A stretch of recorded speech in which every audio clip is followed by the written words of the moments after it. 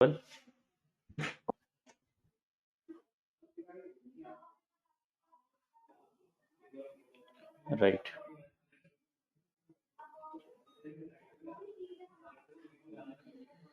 ठीक है। हाँ,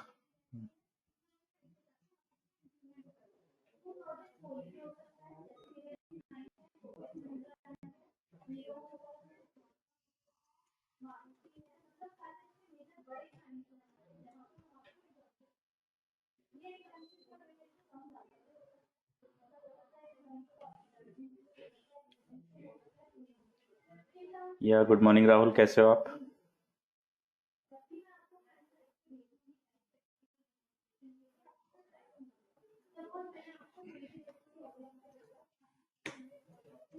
या तो आज हम लोग जो है पांडास के नेक्स्ट सेगमेंट में एंटर करने का प्लान कर रहे हैं। अभी तक हमने दो लेक्चर में हमने पांडास के बेसिक्स डिस्कस कर लिए, डेटा फ्रेम के बारे में थोड़ा सा डिस्कस कर लिया, और हमने डिस्कस कर लिया सीरीज के बारे में। ठीक है, अब हम लोग नेक्स्ट फेज में चलते हैं, लाइव एप्लीकेशंस पे कैसे हमें काम करना है, लाइव जो है डेटा इंटरनेट से कैसे डाउनलोड करना है, उसको कैसे क्लीन करना है, ये सारे हमारे पास डेटा एनालिटिक्स लाइफ साइकिल के इंपॉर्टेंट पार्ट्स है। तो उस पर हम लोगों को काम करना है। स्टार्ट करते हैं पांडास। ठीक है, तो पांडास का यूज हमें ऑलरेडी पता है। पाइथन हमारे पास, पाइथन एंड डेटा एनालिटिक्स हमारे पास एक लाइब्रेरी है पांडास, जिसके अंदर मेनली हम लोग जो है डेटा फ्रेम के ऊपर काम करते हैं। राहुल, डीए में एसएस प्रोजेक्ट होगा नहीं, प्रोजेक्ट जो होगा वो आपका एमएल में होगा राहुल। पाइथन में एमएल में प्रोजेक्ट रहेगा, डीए में एसएस कोई प्रोजेक्ट नहीं रहेगा। एनालिसिस रहेगा, रिपोर्ट बनाओगे आप, प्रोजेक्ट बनाओगे, लेकिन कई लोग उसको प्रोजेक्ट का नाम देते हैं, कई नहीं देते हैं। ठीक है, चलिए। तो मेरे पास क्या है, पांडास की अगर मैं बात करता हूँ तो पांडास मेरे पास है, जिसके ऊपर हम लोग डेटा फ्रेम पे, that is kind of Excel sheet में हम लोग काम कर रहे हैं। तो राहुल, बेटर है कि आप जो है आप जो है पाइथन में कोई एप्लीकेशन बना के दो उनको, जीयूआई एप्लीकेशन। ठीक है, that will be better option. उसको आप रिलेट करना चाहो, उसके ऊपर कोई डेटा यूज करना चाहो, उस डेटा पे कोई एनालिसिस लगाना चाहो, आप एनालिसिस लगा सकते हो। ठीक है, तो हमारे पास, क्योंकि अगर आपको कोई भी प्रोजेक्ट बनाना है तो उसके लिए कहीं ना कहीं फिर आपको प्रिडिक्शन पे जाना पड़ेगा। अगर आपको प्रोजेक्ट पे उसको प्रोजेक्ट की फॉर्म में इंप्लीमेंट करना है, एक्चुअली डेटा एनालिटिक्स में हम लोग की मेनली रिपोर्ट जनरेट होती हैं। हाँ, डेटा साइंस में रहेगा डेफिनेटली राहुल। मशीन लर्निंग में, डेटा साइंस में आप प्रोजेक्ट बनाओगे वो रहेगा उसमें। आप किस अविनाश सर से शायद पढ़ रहे होगे या पढ़ोगे, तो उसमें प्रोजेक्ट्स रहेंगे काफी सारे।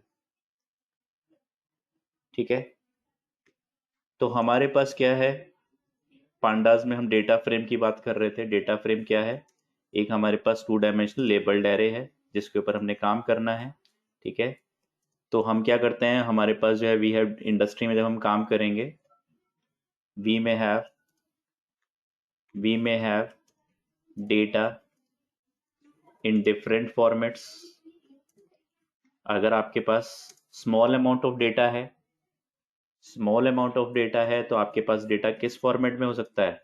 या तो डेटा आपका एक्सेल में हो सकता है, या आपका डेटा सीएसवी में हो सकता है, आपका डेटा जेसन में हो सकता है। ठीक है, या और भी आपके पास फॉर्मेट्स है, टीएसवी फॉर्मेट है, टैब सेपरेटेड वैल्यू फॉर्मेट है। तो इस तरह से आपके पास फॉर्मेट्स हो सकते हैं। लेकिन अगर आप बड़े डेटा पे काम करते हो, big data, big amount of data आपके पास अवेलेबल है, तो डेटा जनरली कहाँ होगा आपके पास? डेटाबेस सर्वर के अंदर होगा। डेटाबेस सर्वर के अंदर। अब सबसे पॉपुलर डेटाबेस सर्वर कौन सा है? सबसे पॉपुलर डेटाबेस कौन सा है, बताओ मुझे। माई एसक्यूएल है, वेरी गुड। ठीक है, तो माई एसक्यूएल पे हम लोग थोड़ा बहुत काम कर लेंगे, क्योंकि मैं क्या देखता हूँ, जनरली जो लोग काम कराते हैं, डेटा एनालिटिक्स पढ़ाते हैं, मैंने इंटरनेट पे भी देखा है, सारे के सारे एग्जाम्पल, 100 में से 99 एग्जाम्पल क्या मिलेंगे? एक्सेल सीएसवी या सीएसवी पे ही सारे एग्जाम्पल्स मिलेंगे। इंडस्ट्री में काम करोगे, डेटा कभी सीएसवी में मिलेगा ही नहीं। आप इंडस्ट्री में लाइव एनवायरनमेंट में काम करोगे, डेटा कहाँ होगा? सर्वर पे अंदर होगा। अब डेटा पे सर्वर से कैसे इंटरेक्ट करना है, पाइथन के अंदर, डेटा फ्रेम के अंदर डेटा कैसे लाना है डेटाबेस सर्वर से, वो आपको पता होना चाहिए। नहीं तो फिर आपने डेटा एनालिटिक्स तो सीख लिया, लेकिन आपको रियल लाइफ एनवायरनमेंट पे काम करना आपको नहीं आता। उसका मतलब ये सीधा सीधा है। ठीक है, तो हम सबसे पहले स्टार्ट करते हैं। अगर हमें एक्सेल से डेटा या सीएसवी से डेटा रिट्रीव करना है, हमें सीएसवी से डेटा रिट्रीव करना है, मैंने क्या किया, df1 इक्वल्स टू, मेरे पास क्या है, एक pd डॉट पांडास लाइब्रेरी के अंदर, पांडाज लाइब्रेरी के अंदर मेरे पास read_csv एक फंक्शन है, जिससे मैं CSV पता है आप लोगों को क्या होता है? CSV पता है आप लोगों को? बोलो यस और नो। अभिषेक को नहीं पता, अच्छा ओके ब्रजेश, ठीक है। बाकी बच्चे नहीं पता, शुभम को भी, चलो कोई बात नहीं, ठीक है। बाकी बच्चे बताओ, 11 बच्चे हो रहे हैं, ठीक है। ज्योति को पता है, अनिरुद्ध को पता है, ठीक है। चलिए, तो CSV की फुल फॉर्म होती है, ठीक है, Nakshatra, comma separated value, very good Jyoti, comma separated value, ठीक है। तो अगर आप कोई एक्सेल शीट बनाते हो, मैं आपको कोई एक्सेल शीट बना के दिखाता हूँ, जैसे मेरे पास क्या है, मैं एक एक्सेल शीट ओपन करता हूँ, बना लेता हूँ एक्सेल डेटा में अपना कोई पुराना डेटा कॉपी कर लेता हूँ, मेरे पास मान लिया डेटा अवेलेबल है,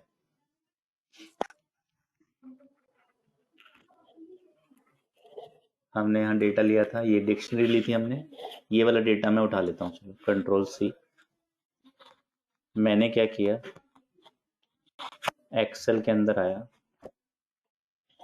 यहाँ पे मैं डेटा पेस्ट करता हूँ। मेरे पास क्या है, सबसे पहले मेरे पास सबसे पहले कॉलम है सिटी, देन मेरे पास कॉलम है कंट्री, देन मेरे पास कॉलम है पॉपुलेशन। ये 3 कॉलम मेरे पास अवेलेबल है। सिटी मेरे पास है दिल्ली, बैंगलोर, न्यूयॉर्क सिटी, ठीक है। एक बार डेटा बना लेते हैं हम लोग, फिर मैं लाइव डेटा इंटरनेट से डाउनलोड करूंगा, उस पर भी काम करके दिखाऊंगा आप लोग को, ठीक है।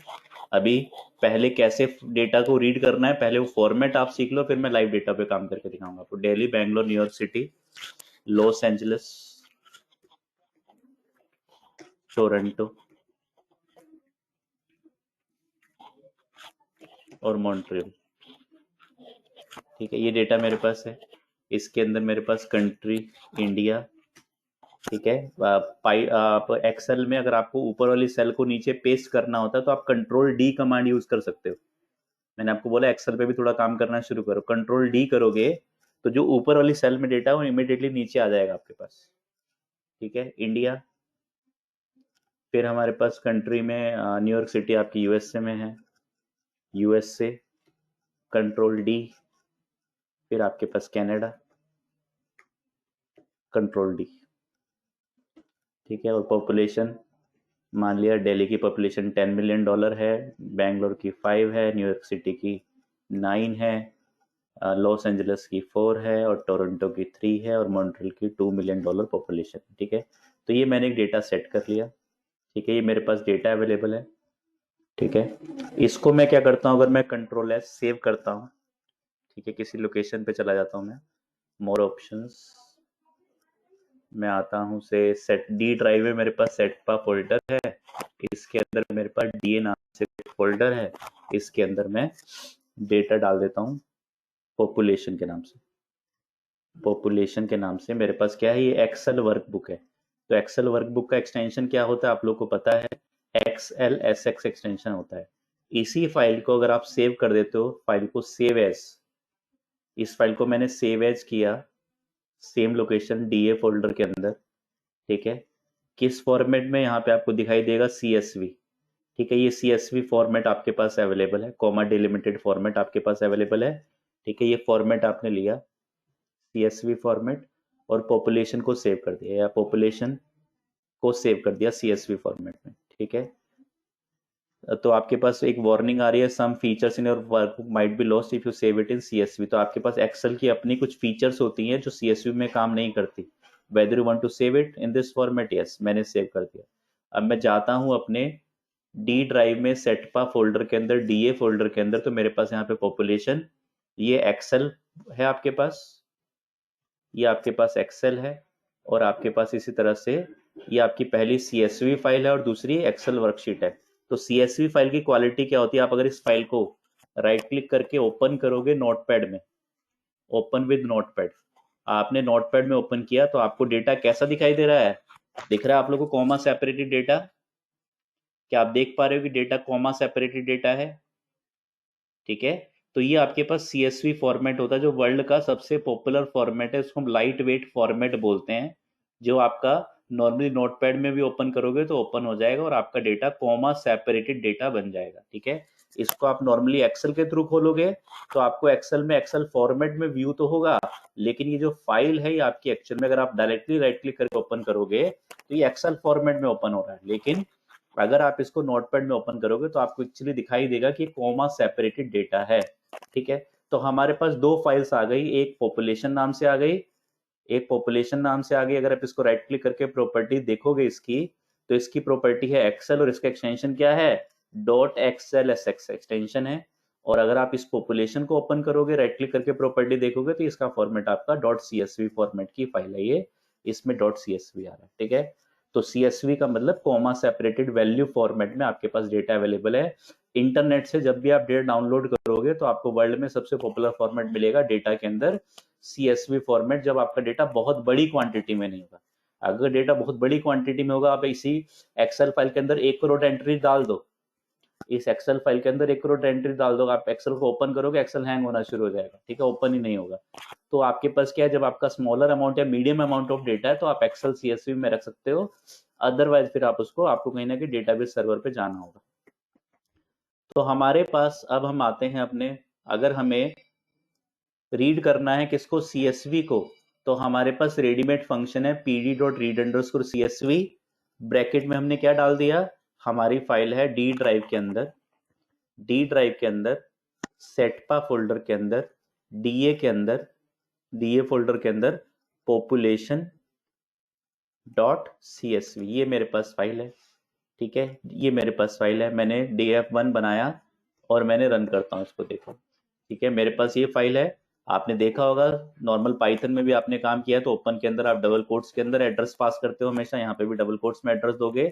अगर आप यहाँ पे फॉरवर्ड स्लैश की जगह बैकवर्ड स्लैश यूज करते हो तो बेटर है कि आप आर लगाना प्रैक्टिस करो, राउ स्ट्रिंग बनाना की प्रैक्टिस करो जब भी आप स्ट्रिंग के अंदर आपको फॉर्मेटिंग करनी है। फंक्शन F9 मैंने रन किया कोड को, फंक्शन F9 मैंने रन किया कोड को, तो मेरे पास क्या हुआ, मेरे पास df1 रेडी हो गया। देखना चाहते हैं वेरिएबल एक्सप्लोरर में चलते हैं, वेरिएबल एक्सप्लोरर में चलते हैं, ये वेरिएबल एक्सप्लोरर में मैं आ गया। पहले मैं वेरिएबल एक्सप्लोरर को एक बार क्लीन कर देता हूँ, पुराना बहुत सारा डेटा हमारा इसके अंदर पड़ा हुआ है, मैंने क्लीन कर दिया इस वेरिएबल एक्सप्लोरर को। यस, ये मेरे पास df1 आ गया, देख लो दोबारा से मैं रन करता हूँ फंक्शन F9, ये मेरे पास df1 रेडी हो गया। अगर मैं इस डेटा फ्रेम को ओपन करता हूँ तो मेरे पास यहाँ पे सिटी, कंट्री और population as a data frame मेरे पास आ गया, जिसके अंदर 3 कॉलम्स है और इंडेक्स अपने आप डिसाइड हो गया, क्योंकि आपने यहाँ पे जब आपके पास डेटा था उसके अंदर 3 कॉलम्स थे, लेकिन इसमें इंडेक्स का, रोज का कोई नाम नहीं था। तो अगर आप चाहते हो किसी पर्टिकुलर कॉलम को, किसी पर्टिकुलर कॉलम को इंडेक्स बनाना, मान लिया आप कंट्री को इंडेक्स बनाना चाहते हो, सिटी को इंडेक्स बनाना चाहते हो, तो यहाँ पे आप क्या कर सकते हो, जब आप एक्सेस कर रहे हो डेटा को, आप एक्सेस कर रहे हो डेटा को, तो आप यहाँ पे मेंशन कर सकते हो Ctrl+C Ctrl+V df2 pd.read comma index underscore column, index underscore column equals to, कौन से कॉलम को आप बनाना चाहते हो, मान लिया आप कंट्री वाले कॉलम को, कंट्री वाले कॉलम को इंडेक्स बनाना चाहते हो, या आप सिटी वाले कॉलम को इंडेक्स बनाना चाहते हो, तो आप यहाँ पे सिटी मेंशन कर दोगे, आपके कॉलम का नाम है सिटी, कंट्री, पॉपुलेशन, सिटी वाला कॉलम आपका इंडेक्स बन जाएगा। अब अगर आप देखते हो किसको, df2 को मैं रन करता हूँ फंक्शन F9, फंक्शन F9, तो df2 रेडी हो गया और डेटा फ्रेम 2 के अंदर आप देखते हो क्या, सिटी वाला कॉलम आपका इंडेक्स बन गया, कंट्री और पॉपुलेशन आपके पास 2 कॉलम डेटा फ्रेम के अंदर आ गए। बोलो यहाँ तक कोई डाउट है? किसी CSV को रिट्रीव करना है आपको तो कैसे रिट्रीव करना है, बोलो कोई डाउट है? ठीक है, समझ में आ गया, राइट? ठीक है, तो ये हमारे पास है सिंपल read_csv फंक्शन है, फाइल का पाथ दो और अगर इंडेक्स बनाना है तो बना लो, नहीं तो आपको पहले भी पता है, आपको पहले भी पता है, आप जो है किसी डेटा फ्रेम के अंदर, किसी डेटा फ्रेम के अंदर किसी कॉलम को इंडेक्स सेट करना चाहते हो तो मैंने आपको कमांड बताई थी, एक फंक्शन बताया था, क्या फंक्शन होता था? किसी डेटा फ्रेम में अगर किसी कॉलम को आप इंडेक्स बनाना चाहते हो तो क्या फंक्शन था, बताओ? df3 equals to df1 dot set underscore index और ब्रैकेट में नाम दे दो कॉलम का, कौन सा कॉलम आप बनाना चाहते हो, मान लिया कंट्री वाला बनाना चाहते हो, कंट्री आपने दे दिया, देख लो, रन कर लो function F3, function F9 run कर दिया आपने, ये DF3 रेडी हो गया। इस DF3 में कंट्री वाला कॉलम आपका क्या बन गया, इंडेक्स बन गया। तो अगर डेटा फ्रेम ऑलरेडी अवेलेबल है, उस डेटा फ्रेम में किसी कॉलम को इंडेक्स बनाना है तो सेट इंडेक्स मेथड है।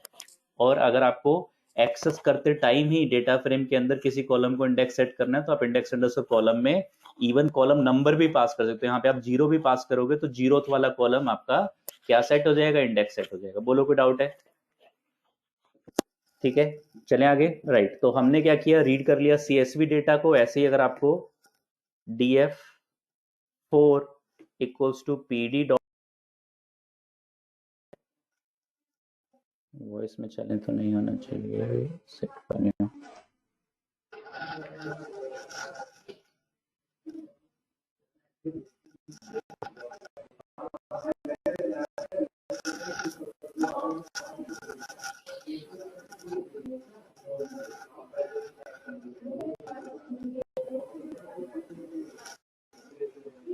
हाँ जी, अभी बताओ, वॉइस क्लियर है?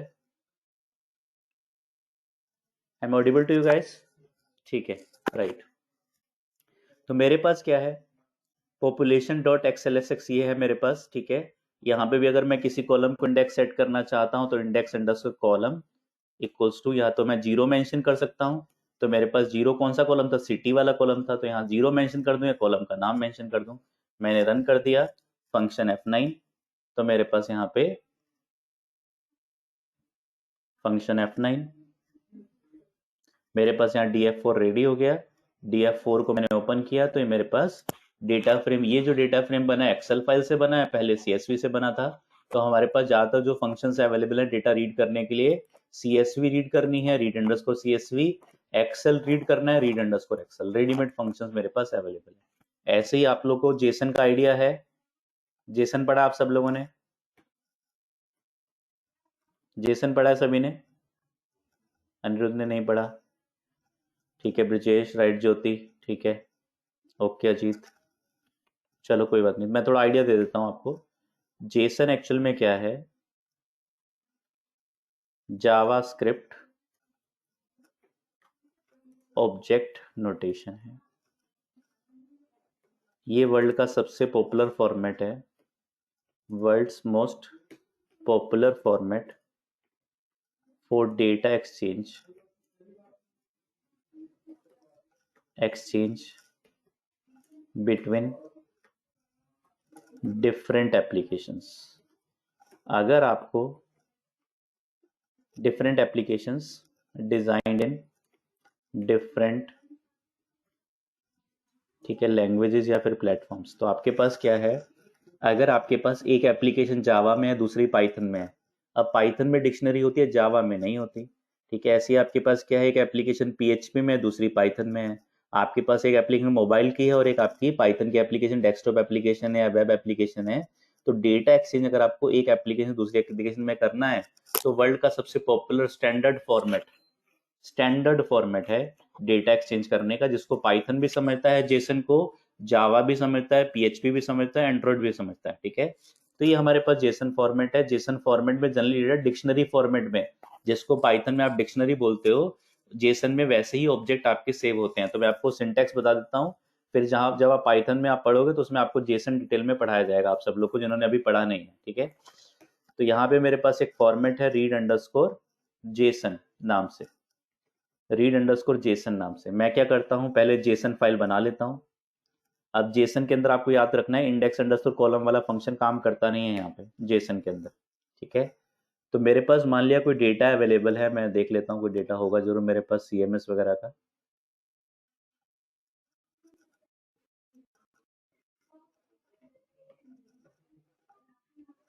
डी ड्राइव में मेरे पास सेटपा फोल्डर के अंदर, सेटपा के बाहर ही CMS का डेटा है।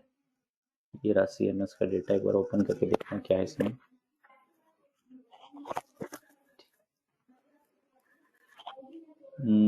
फाइल फॉर्मेट करेक्ट नहीं है, चलो देख लेते हैं। CMS सेटपा फोल्डर के अंदर मेरे पास माई डेटाबेस CMS ही देख लेते हैं एक बार। ठीक है, ये मेरे पास मान लिया कोई डेटा है। सॉरी, ये तो एक्सेल है, जेसन में, सॉरी सॉरी, जेसन ढूंढना था मुझे। ठीक है, तो जेसन में मैं आगे जेसन पढ़ाता हूँ उसमें, पाइथन में। तो मेरे पास क्या मान लिया, सी एम एस जेसन, ये डेटा अवेलेबल है जेसन का। इस डेटा को मैं क्या करता हूँ, कॉपी कर लेता हूँ, कंट्रोल सी, डीए फोल्डर के अंदर ले जाता हूँ, डीए फोल्डर के अंदर ले जाता हूँ, सी एम एस जेसन नाम से मेरे पास ये डेटा अवेलेबल है, जिसके अंदर मेरे पास ये क्या है, एक ऑब्जेक्ट है, किसका, जेसन फॉर्मेट का, जो आपको देखने में डिक्शनरी लग रहा है। ऐसे ही फिर आपके पास दूसरा ऑब्जेक्ट है, पहला कस्टमर, उसकी आईडी 10, नेम विकास एज 39 और मोबाइल नंबर 1234। ऐसे दूसरा आपके पास यहाँ से डिक्शनरी खत्म हो गई, फिर दूसरा ऑब्जेक्ट स्टार्ट हो गया, आईडी 20, नेम ये, एज ये, इस तरह से मेरे पास यहाँ पे इसके अंदर कितने कस्टमर है, 3 कस्टमर है, 30 आईडी वाला, इससे पहले 20 आईडी वाला, और फिर उससे पहले 10 आईडी वाला, 3 कस्टमर अवेलेबल है। और ये फॉर्मेट आपका जेसन फॉर्मेट है। तो जेसन फॉर्मेट से अगर आपको डेटा रिट्रीव करना है तो आपके पास मेथड है क्या, सेम, रीड अंडरस्कोर जेसन। जैसे यहाँ पे read underscore Jason, D drive में सेटपा फोल्डर में डीए फोल्डर के अंदर मेरे पास डेटा है, इस नाम से cms json dot txt file है मेरे पास, cms json dot txt file. ठीक है, cms json dot txt file, ये फाइल है मेरे पास, df, ये मैंने बना दिया 5। ठीक है, रन कर देते हैं, फंक्शन F9। ठीक है, तो ये मेरे पास df5 रेडी हो गया। जेसन डेटा नोटपैड पर लिखते हैं क्या, हाँ, जनरली डेटा आपका टेक्स्ट फॉर्मेट में चलता है ज्योति। ठीक है, अदरवाइज आप डॉट जेसन फाइल भी बना सकते हो ज्योति। ठीक है, लेकिन उसको भी आप टेक्स्ट में खोलोगे तो ओपन हो जाएगी, कुछ जेसन रीडर अलग से भी आते हैं। ठीक है, तो ये मेरे पास डेटा आ गया, आईडी, नेम, एज और mobile number, ID, name, age और मोबाइल नंबर, ये डेटा मेरे पास आ गया। ठीक है, तो ये डेटा मेरे पास आ गया, इसके अंदर इंडेक्स अपने आप सेट हो गया। तो रीड अंडरस्कोर जेसन मेथड आप लोग नोट कर लो, रीड अंडरस्कोर जेसन मेथड में इंडेक्स अंडरस्कोर कॉलम वाला आर्गुमेंट काम नहीं करता है। टेक्स्ट फाइल जेसन के थ्रू हाँ आप एक्सेस कर सकते हो, बिल्कुल कोई चैलेंज नहीं रुद्राक्ष। ठीक है, df6, ठीक है, तो रीड अंडरस्कोर जेसन मेथड है। अब आप क्या करना चाहते हो, आप सेट करना चाहते हो df5 इक्वल्स टू, ठीक है, df5 dot set underscore index, आपने एक्सेस कर लिया है, और यहाँ पे आप पास कर दो क्या, आपको मान लिया कंट्री वाले कॉलम को इंडेक्स बनाना है, आपने बना दिया, df5 को आप प्रिंट कर लो या df5 को रन करके देख लो, फंक्शन F9, फंक्शन F9। तो आपके पास df5 में अब क्या आ जाएगा, ये df5 में हमारे पास set underscore index country, df5 none of the country are in, अच्छा सॉरी, ये तो आपका कंट्री वाला नहीं, तो कस्टमर वाला डेटा है, कस्टमर वाला डेटा है। ठीक है, तो कस्टमर में आपके पास डेटा के अंदर, कस्टमर वाले में डेटा के अंदर आपके पास क्या डेटा अवेलेबल है, आपके पास डेटा में आईडी एक कॉलम है, नेम दूसरा है, एज तीसरा है, ये सारे कॉलम अवेलेबल हैं। मान लिया मुझे आईडी को वेरिएबल एक्सप्लोरर से डेटा, वेरिएबल एक्सप्लोरर से डेटा कॉपी कर सकते हैं क्या, हाँ बिल्कुल कर सकते हो आप। ठीक है ज्योति, कर सकते हो। तो यहाँ पे मैंने क्या किया, मान लिया आईडी वाले कॉलम को मुझे क्या बनाना है, आईडी वाले कॉलम को मुझे इंडेक्स सेट करना है, फंक्शन F9। तो मेरे पास df5 रेडी हो गया, और इसमें आईडी वाला कॉलम मेरा इंडेक्स बन गया। ठीक है, तो हमारे पास क्या है, हमारे पास क्या है, हमारे पास df5 ये सब मेरे पास क्या है, डेटा फ्रेम बन गया। तो मैंने CSV पढ़ लिया, एक्सेल पढ़ लिया, जेसन पढ़ लिया, ये सारे मेरे पास रेडीमेड ऑप्शंस आ गए। ठीक है, CSV रीड कैसे करनी है, एक्सेल कैसे करनी है, जेसन कैसे करना है। ठीक है, अब हम आते हैं किसके ऊपर, डेटाबेस के ऊपर, डेटाबेस के ऊपर। ठीक है, अब हम आते हैं डेटाबेस के ऊपर कि अगर आपको MySQL का डेटा रीड करना है, MySQL सर्वर का डेटा रीड करना है, ठीक है, तो कैसे रीड करोगे आप, तो आपके पास क्या है, MySQL सर्वर आपको पहले सॉफ्टवेयर इंस्टॉल करना होगा। ठीक है, तो पाइथन में आप लोगों को MySQL सर्वर जिन्होंने अभी नहीं पढ़ा है, पढ़ाया जाएगा आपको MySQL सर्वर। ठीक है, तो ये MySQL है आपके पास। जब भी आप इस सर्वर को ओपन करोगे उसका पासवर्ड आपको देना होगा, मेरे कंप्यूटर का पासवर्ड root123 है। इसके अंदर, इसके अंदर आपने क्या किया, शो डेटाबेसेस नाम से एक कमांड है, आपने पास की, क्वेरी रन की, तो आपके पास आपके MySQL सर्वर में जितने भी डेटाबेस हैं सारे शो हो जाएंगे। ठीक है, इसके अंदर मैं कोई डेटाबेस ले लेता हूँ, मान लिया मैंने ले लिया कस डीबी वाला डेटाबेस। अगर मुझे कस डीबी मान लिया डेटाबेस क्या एक तरह से फोल्डर है, इस फोल्डर के अंदर जाना है तो मेरे पास क्वेरी है यूज कस डीबी। ठीक है, तो ये सब क्वेरीज आप लोग को पढ़ाई जाएंगी जिन्होंने अभी पढ़ी नहीं है।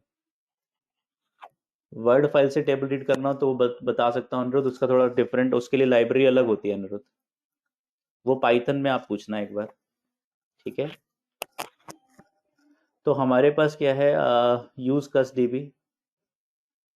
ठीक है, तो उसको एक्चुअल में स्क्रैपिंग बोलते हैं डेटा की, अगर आप वर्ड से करते हो। वर्ड को एक्चुअल में टेबुलर फॉर्मेट नहीं है अनिरुद्ध, वो टेक्स्ट फॉर्मेट है वर्ड में जब आप डेटा के एक्सेस की बात करते हो तो। ठीक है, वो कोई टेबुलर फॉर्मेट नहीं। जेसन भी अपने आप में एक आपका की वैल्यू पेयर एक टेबुलर फॉर्मेट कहा जाता है, या आपका नो टेबुलर फॉर्मेट कहा जाता है। ऐसे ही आपके पास जो है एक्सेल, सीएसवी, ये सब फॉर्मेट्स हैं जो डेटा को रिप्रेजेंट करने के लिए। वर्ड डेटा को रिप्रेजेंट करने के लिए होता नहीं है। ठीक है, तो फिर भी अगर आपको करना है तो उसके लिए लाइब्रेरी अलग होंगी, मैं देख के बता सकता हूँ आपको। ठीक है अनिरुद्ध, तो यूज कस डीबी। अगर आपको कस डीबी के अंदर जाना है, मैं अंदर चला गया कस डीबी के, इसके अंदर मुझे क्या करना है, कस डीबी के अंदर मुझे टेबल्स देखनी है, कौन कौन सी टेबल्स हैं, शो टेबल्स। ये मेरे पास कस डीबी, कस डेटाबेस के अंदर कस टीबी नाम से टेबल है। इस टेबल के अंदर क्या डेटा है देखना चाहते हो तो आपके पास क्वेरी होती है select star from cus TB. Select star from cus TB, तो कस टीबी जो टेबल है, इस टेबल के अंदर 4 कॉलम है और उनके अंदर वैल्यूज हैं आपके पास आईडी, नेम, एज और मोबाइल नंबर।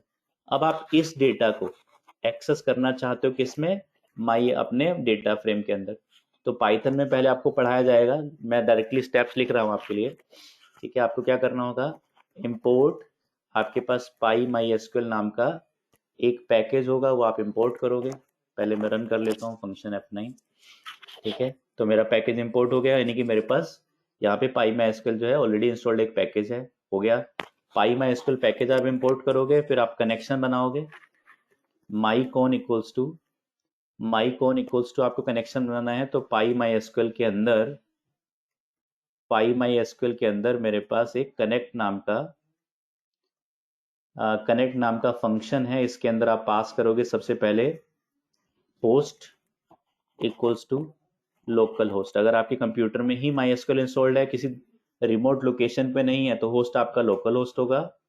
रूट के अंदर आपको, जब आप डेटाबेस सर्वर इंस्टॉल करोगे तो उसमें अलग अलग यूजर्स बनते हैं। सबसे बेसिक यूजर होता है, ठीक है, user equals to root user, जो सबसे मेन आपका यूजर है, जैसे एडमिन होता है नॉर्मली आपका root user, comma password equals to root123 और कॉमा डेटाबेस इक्वल्स टू, क्या नाम था डेटाबेस का हमारा, कस डीबी। तो ये मेरे पास क्या है, सबसे पहले मुझे कनेक्शन बनाना होगा डेटाबेस के अंदर। ये मैंने कनेक्शन बनाया, ये कनेक्शन कैसे बनाते हैं, ये सारे आर्गुमेंट्स का क्या रोल है, ये आपको पाइथन में डेटाबेस कनेक्टिविटी में पढ़ाया जाएगा जिन्होंने अभी नहीं पढ़ा है। तो मैंने कनेक्शन बना लिया, और कनेक्शन बनाने के बाद मुझे क्या करना है, मुझे जो है क्या करना है, मुझे रीड करना है। तो मेरे पास क्वेरी है df इक्वल्स टू रीड, जैसे ऊपर read underscore CSV, read underscore ये सब, ऐसे रीड अंडरस्कोर SQL अंडरस्कोर आपके पास read underscore SQL, read underscore SQL underscore query, ये आपके पास pd dot read underscore SQL dot query, आपके पास एक फंक्शन है read underscore SQL underscore query, ये फंक्शन है।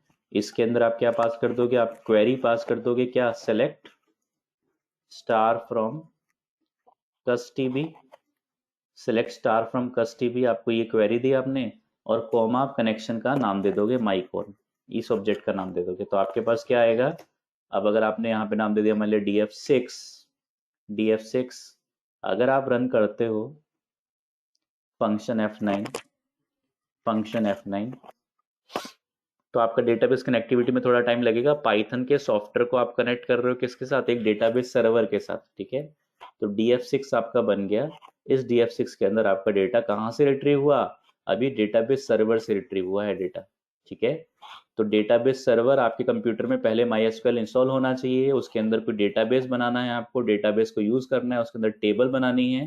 तो इसके लिए सबके लिए एसक्यूएल एक अलग लैंग्वेज है जो पढ़ाई जाती है। पाइथन में ये पढ़ाया जाएगा आपको, एसक्यूएल लैंग्वेज के बारे में भी पढ़ाया जाएगा थोड़ा सा।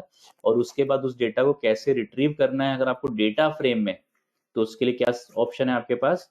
सबसे पहले आपको अपने कंप्यूटर में, आपको अपने प्रोग्राम में PyMySQL लाइब्रेरी इंपोर्ट करनी होगी। उसके अंदर एक फंक्शन है कनेक्ट नाम से, इसका काम क्या है, इसका काम है कनेक्शन करना आपके, किसको, स्पाइडर को कनेक्ट करना किसके साथ, MySQL सर्वर के साथ।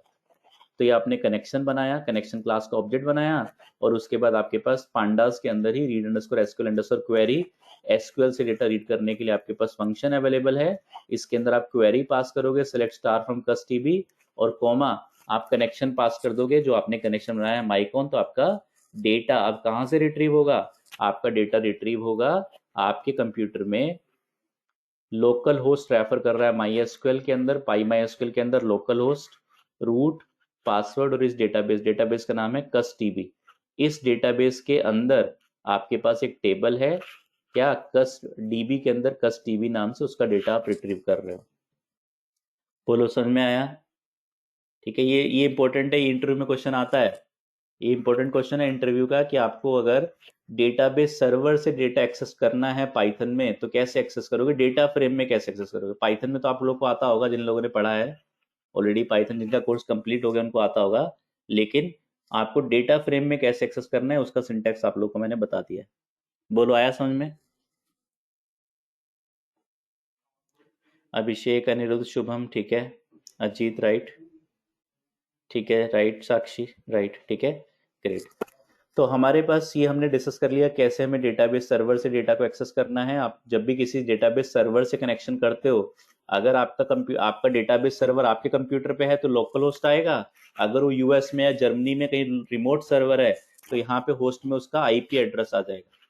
फिर अगर आप किसी सर्वर से डेटा एक्सेस करना चाहते हो, आपको यूएस के किसी सर्वर का, फेसबुक के किसी सर्वर का, गूगल के किसी सर्वर का आईपी एड्रेस पता चल गया, तो आप डेटा एक्सेस नहीं कर सकते जब तक आपको सर्वर का यूजर आईडी और पासवर्ड ना पता हो। तो आप यूजर और पासवर्ड प्रोवाइड करोगे।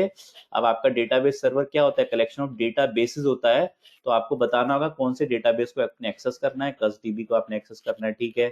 इसके बाद आपको डेटा रिट्रीव करना है, आपने कस्टडीबी के अंदर से डेटा रिट्रीव करना है, तो आपकी क्वेरी है सेलेक्ट स्टार फ्रॉम कस्टडीबी, डेटा रिट्रीव करने के लिए, और उसके बाद कनेक्शन पास करना है, तो आपका डेटा डेटा फ्रेम के अंदर लोड हो जाएगा। ठीक है, चलो, तो ये हमने डिस्कस कर लिया कि कैसे हमें डेटा को एक्सेस करना है। इसी तरह से अब जनरली यूजर रूट ही रहेगा। देखो ज्योति, जब आप MySQL इंस्टॉल करते हो अपने कंप्यूटर में, इंस्टॉलेशन के टाइम पे आपको डेटाबेस सर्वर में कम से कम एक यूजर बनाना जरूरी होता है। ठीक है, अगर मैं इसको बंद कर देता हूँ ज्योति, ठीक है, अगर मैं इसको बंद कर देता हूँ डेटाबेस सर्वर को, देखो मैं दोबारा से ओपन करता हूँ MySQL सर्वर को, तो मेरे से पासवर्ड मांग रहा है। तो आपके पास जब मैंने MySQL इंस्टॉल किया था तो एक यूजर अपने आप बन गया था, रूट यूजर। आपके डेटाबेस सर्वर को मल्टीपल लोग भी एक्सेस कर सकते हैं, तो इंस्टॉलेशन के टाइम पे या बाद में आप इसके अंदर मल्टीपल यूजर भी बना सकते हो, पर एक से कम से कम एक यूजर तो जरूर रहेगा। क्या नाम होगा उसका, रूट यूजर। उसका पासवर्ड भी वहीं सेट करते हो जब आप इंस्टॉल कर रहे होते हो। तो पासवर्ड जब मैंने इंस्टॉल किया था इसको, तो उसका पासवर्ड था root123। तो रूट आपका डिफॉल्ट यूजर है और पासवर्ड मैंने सेट कर दिया root123, तो ये दोनों आप इंफॉर्मेशन मैंने पास कर दी, तो इसके कोरस्पॉन्डिंग मेरा कनेक्शन हो गया। ठीक है ज्योति, बोलो समझ में आया। ठीक है राइट, तो हमारे पास ये हमने कर लिया। ठीक है, ये हमने कनेक्शन कर लिया। अब जनरली इंटरनेट पे मैंने देखा है क्या लोग पढ़ाते हैं, एनी हाउ मैं भी डीए पढ़ा रहा हूँ तो मैंने भी कहीं ना कहीं पढ़ा ही होगा, तो मैं जनरली जितनी वीडियो देखता हूँ जहाँ पे पाइथन या डीए जहाँ पढ़ाया जाता है, हर जगह डेटा रीड करने का ऑप्शन तो सिखाया जाता है, वापस डेटा को CSV एक्सेल में कैसे राइट करना है वो नहीं सिखाया जाता।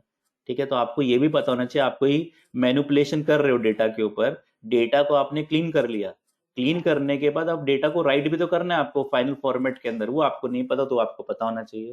तो आपको क्या करना है, हमने डिस्कस करना है how to write data from data frame के अंदर कोई डेटा है टू डिफरेंट फाइल फॉर्मेट्स में कैसे राइट करना है। लोड्स एंड डम्प्स के थ्रू करते हैं विनय, वो आप जो है जेसन में करते हो, बिल्कुल ऐसे ही है विनय, पर मैं डेटा फ्रेम की बात कर रहा हूँ विनय, मैं नॉर्मल पाइथन की बात नहीं कर रहा हूँ, डेटा फ्रेम की बात कर रहा हूँ। डेटा फ्रेम में डेटा आपके पास अवेलेबल है, ठीक है, तो जेसन में पिकल फॉर्मेट में डेटा है तो आप उसके थ्रू कर सकते हो, लेकिन अगर आपका डेटा का डेटा फ्रेम में है तो कैसे करोगे? तो डेफिनेटली जो मेथड होगा वो डेटा फ्रेम क्लास के अंदर ही कहीं पड़ा होगा मेथड, ठीक है। तो यहाँ पे मैं क्या मेथड यूज कर रहा था? पीडी, पांडाज लाइब्रेरी के अंदर रीड अंडरस्कोर सीएसवी मेथड है या फंक्शन एक्चुअल में, ठीक है। लेकिन आपके पास कोई डेटा फ्रेम है, मैं डेटा फ्रेम ले लेता हूं, मान लिया मैंने ले लिया DF6 ले लिया मान लिया, या मैं DF ले लेता हूं मैं,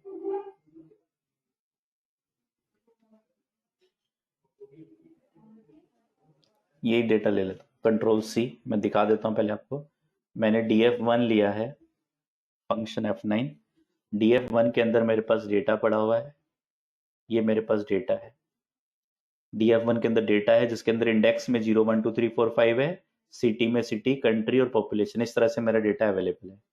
इस तरह से मेरा डेटा अवेलेबल है। इसके अंदर मैं पास कर देता हूँ कॉमा इंडेक्स अंडरस्कोर, चलो इंडेक्स अंडरस्कोर कॉलम में भी रहने देते हैं। ये मेरे पास DF1 के अंदर डेटा है।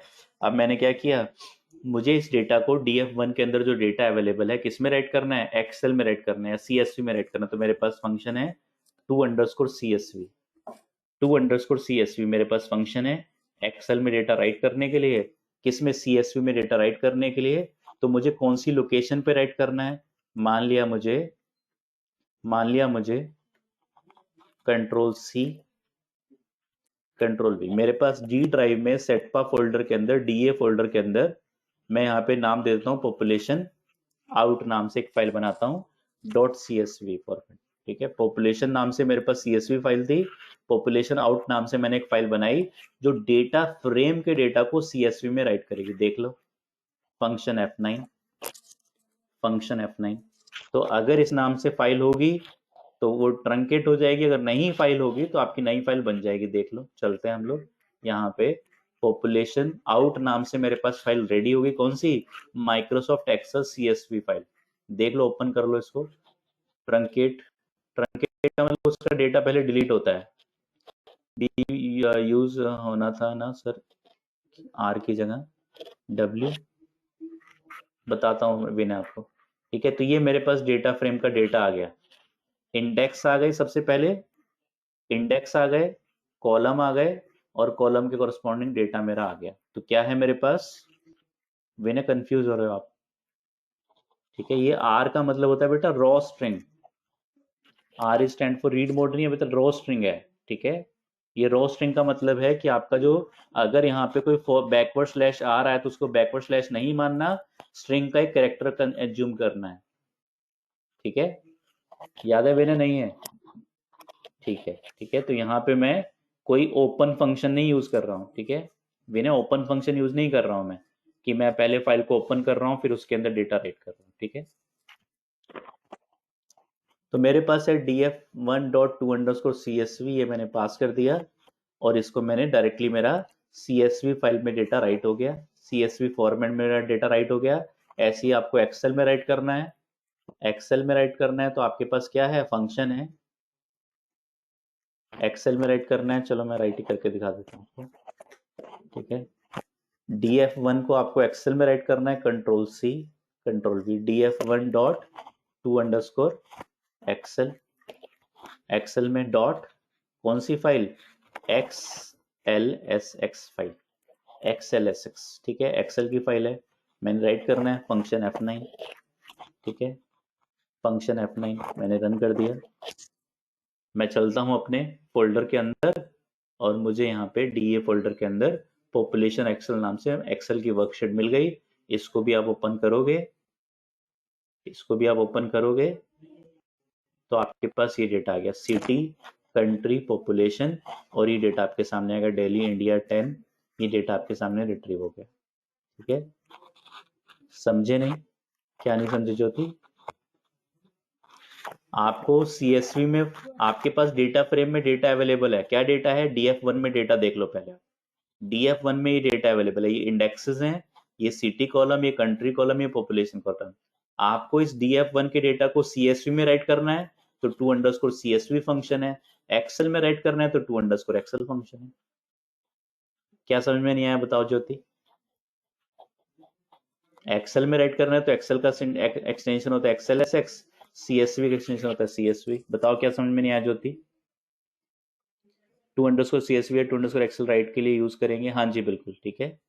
आपको राइट करना है डेटा फ्रेम से डेटा उठा के किसी फाइल में राइट करना है तो आप 2_CSV, 2_Excel, 2_JSON ये सब यूज करोगे। XLS एंड XLSB भी बना सकते हैं, हाँ सब बना सकते हो ब्रिजेश, बिल्कुल बना सकते हो। ठीक है सर, पहले ट्रंकेट नहीं हुआ, पहले नहीं अजीत, ये नई फाइल बनी है बेटा। अजीत ये नई फाइल बनी है, 2 फाइल है आपके पास अजीत। पहले आपने CSV फाइल बनाई थी, अब आपने एक्सेल फाइल बनाई है अजीत, 2 अलग फाइलें हैं। CSV को एक्सेल में रीड नहीं कर रहे ज्योति, हम डेटा फ्रेम को एक्सेल में राइट कर रहे हैं।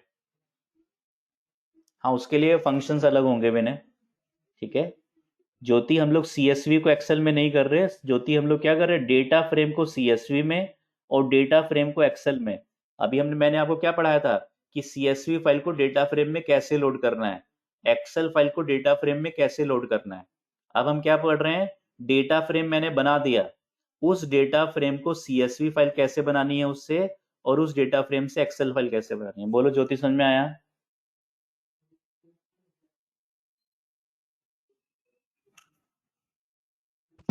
सर बोलो सर ज्योति है ज्योति, समझ में सर। आया? सबसे पहले आपने सर बताओ। सर मैं बोल रही हूँ सर। और नहीं तो फिर मैं आगे चलता हूँ। मेरा फेवरेट डायलॉग है, there is no negative marking in our class. आपकी आवाज़ तो मुझे नहीं आ रही ज्योति, एक्चुअली मेरा जो हेडफोन है ना दूसरे वाला अभी आ हेडफोन रही है है? मेरे पास।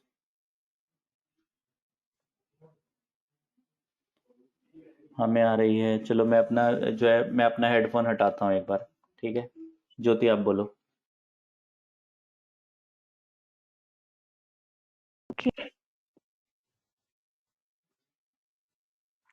एक बार दोबारा बोलो। Sir is it Audible? या ना ऑडिबल या? ओके सर, सबसे पहले आपने हमें रीड करना सिखाया है फाइल्स को, राइट? CSV के थ्रू, जेसन के थ्रू, फाइन। एंड सर यहाँ पे DF1.2_CSV, राइट? तो सर ये जो फाइल है, अब जो डेटा फ्रेम वाली है वो हम लोग CSV के थ्रू कर रहे हैं, राइट? देखो हमारे पहले पास अपलोड होगी फाइल। हमारे पास क्या था, डी ड्राइव में सेटपा फोल्डर के अंदर, DA फोल्डर के अंदर population.csv फाइल है, ठीक है। तो हाँ राइट राइट। read_csv फंक्शन क्या करता है, एक CSV फाइल को रीड करता है और डेटा फ्रेम में लोड कर देता है। तो डेटा फ्रेम में राइट राइट। तो ये डेटा फ्रेम आपका रेडी हो गया, ये डेटा फ्रेम आपका। हम्म। इसके बाद जब यानी कि हमने डेटा फेच कर लिया, राइट? सो वहां से उस फाइल से डेटा फेच कर लिया। कौन सी फाइल से, CSV फाइल से।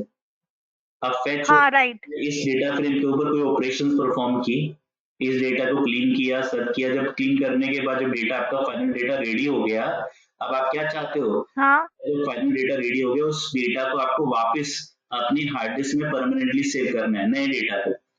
तो DF1 अभी मैंने कोई ओके। की नहीं है, DF1 के अंदर अगर आपने कर भी ली डेटा फ्रेम के अंदर, डेटा पे कोई मैनिपुलेशंस कर लिए, जो आपका नया DF1 बना, उस DF1 को आपको क्या करना है, वापस एक नई CSV फाइल में राइट करना है। तो कैसे राइट करोगे, आपके पास फंक्शन है 2_CSV और फिर आप पाथ दोगे कौन सी फाइल में राइट करना है। तो D ड्राइव में सेटपा फोल्डर के अंदर, DA के अंदर आपने एक फाइल बनाई population_out.csv।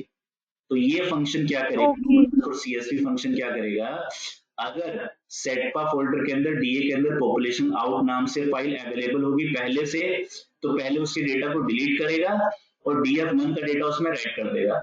और अगर ये फाइल वहां अवेलेबल नहीं होगी, अगर ये फाइल अवेलेबल नहीं होगी तो नई फाइल बना भी देगा।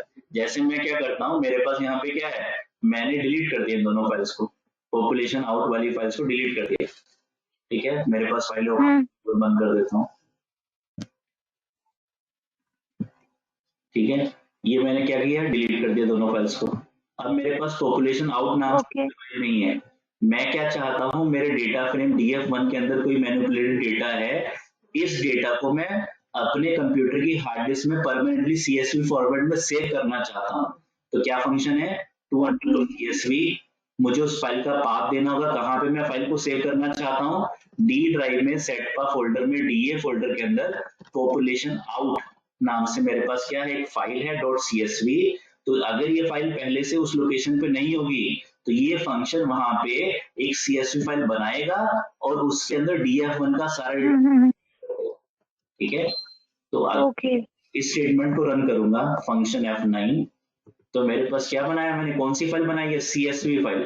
तो मैं डी ड्राइव में सेटपा फोल्डर के DA फोल्डर के अंदर जाऊंगा, यहाँ एक नई फाइल बन गई पॉपुलेशन आउट नाम से। कौन सी फाइल है ये, देखो Microsoft Excel comma separated value file है ये। तो ये नई फाइल बन गई और इसके अंदर DF1 का डेटा आ गया। ओपन कर रहा हूं मैं, तो DF1 का डेटा मेरा इस फाइल के अंदर आ गया, ये फाइल आ गई मेरी, ये इंडेक्सेस आ गए, ये कॉलम्स आ गए। बोलो समझ में आया। रीड हमने किसी और डेटाबेस से किया था, आपने डेटाबेस में राइट कर लिया तो 2CSV यूज करके। हाँ जी बिल्कुल ऐसे ही, ऐसा बोल सकते हो ना, ठीक है। एक अलग लोकेशन से रीड किया, उस पर कोई फॉर्मेटिंग की मैंने, हमने अभी हम मैं फॉर्मेटिंग सिखाऊंगा, लाइव डेटाबेस उठा के फिर मैं फॉर्मेटिंग करना सिखाऊंगा मैंने आपको, ठीक है। तो मैंने उस पर फॉर्मेटिंग की, फिर मुझे उस डेटा फ्रेम, जब मेरा डेटा फ्रेम के अंदर एक नया डेटा रेडी हो गया, अपडेटेड डेटा रेडी हो गया, तो मुझे उसको कहाँ राइट करना है, दोबारा से अपने कंप्यूटर में राइट करना है। तो मेरे पास फंक्शन है to_csv, और ऐसे ही अगर मुझे एक्सेल में राइट करना है, एक्सेल में राइट करना है तो मेरे पास फंक्शन है to_excel। तो मेरे पास है df1.to_excel, इसका नाम मैं देता हूँ मान लो पॉपुलेशन आउट 1 दे देता हूँ, लेकिन सर CSV फाइल के अंदर का डेटा को भी एडिट करना है, देन अपने डेटाबेस में राइट करना है। CSV फाइल के अंदर का डेटा बेटा बिना एक्सेस, पहले उसको डेटा फ्रेम में लाओ, उसके ऊपर जो ऑपरेशन परफॉर्म करनी है विनय करो, और फिर जहां राइट करना है कर लो, ठीक है। आपके पास डेटा फ्रेम आ गया, आपको ये मतलब नहीं डेटा फ्रेम कहां से आया, डेटा फ्रेम CSV से आया, एक्सेल से आया, जेसन से आया। एक बार, अच्छा डेट में हेडफोन लगा देता हूं।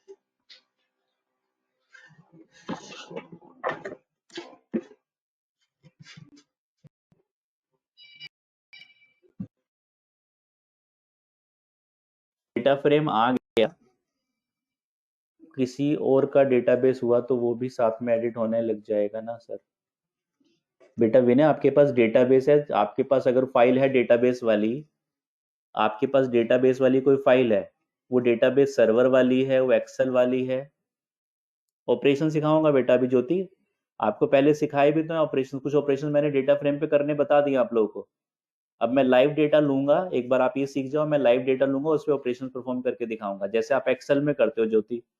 ठीक है, एक्सेल में क्या करते हो, आपको एक्सेल में ऐसा डेटा निकालना है, ऐसे कस्टमर निकालने हैं जिन्होंने जो है जिन्होंने 50,000 से ऊपर की शॉपिंग की है, तो आप निकाल सकते हो, जैसे एक्सेल में निकालोगे वैसे डेटा फ्रेम के अंदर भी आप ऑपरेशन परफॉर्म करोगे।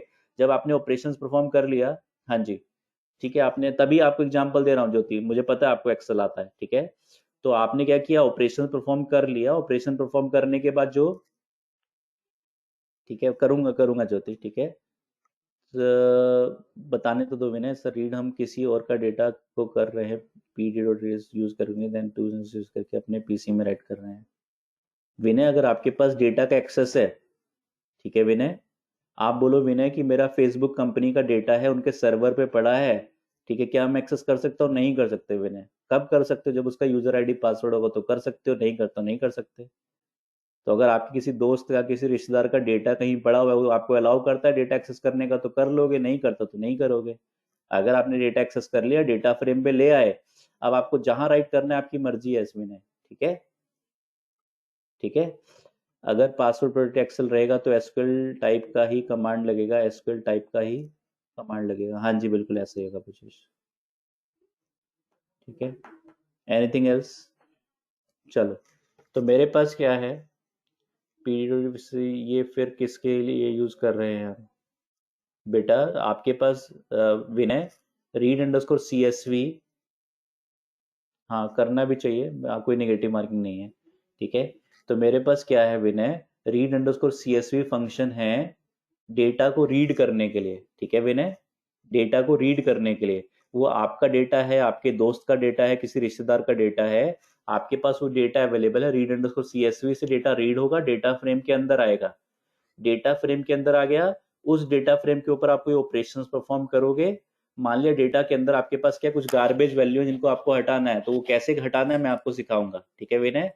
जब आपने सारी ऑपरेशंस परफॉर्म कर ली, आपने अपना कोई मशीन लर्निंग एल्गोरिथम उस डेटा के ऊपर लगा लिया, आपके पास डेटा है, आपने रीड कर लिया, उसके ऊपर कोई मशीन लर्निंग एल्गोरिथम लगा लिया, लगाने के बाद जो नया डेटा रेडी हुआ, क्लीन डेटा रेडी हुआ विनय, उस डेटा को वापस आप किसी नई फाइल में राइट करना चाहते हो, तो रीड अंडरस्कोर सीएसवी है डेटा रीड करने के लिए, और टू अंडरस्कोर सीएसवी है डेटा वापस फाइल के अंदर राइट करने के लिए। बोलो समझ में आया? समझ में आ गया? ठीक है, राइट, ठीक है। और टू अंडरस्कोर एक्सेल किसके लिए लिखा भी मैंने how to write data from data frame to different file formats, ठीक है, ये लिखा भी हुआ मैंने, ठीक है विनय। तो मेरे पास क्या है, टू अंडरस्कोर सीएसवी है, डेटा फ्रेम में डेटा राइट कर, डेटा फ्रेम से DF1 एक डेटा फ्रेम है जिसके अंदर कोई डेटा है, वो आपने फॉर्मेट करके डेटा रेडी कर लिया, उसके बाद आपने उसको कहीं राइट करना है, जरूरी नहीं उसको सीएसवी से ही रिट्रीव किया, ठीक है विनय। आपने क्या किया, देखो मैं दिखा देता हूँ विनय। आपने कोई डेटा रेडी किया, ये आपके पास क्या है, मान लिया ये वाला डेटा मैं लेता हूँ विनय, कंट्रोल सी, कंट्रोल सी, विनय आपने डेटा लिया ये वाला, देखो कंट्रोल V, ठीक है।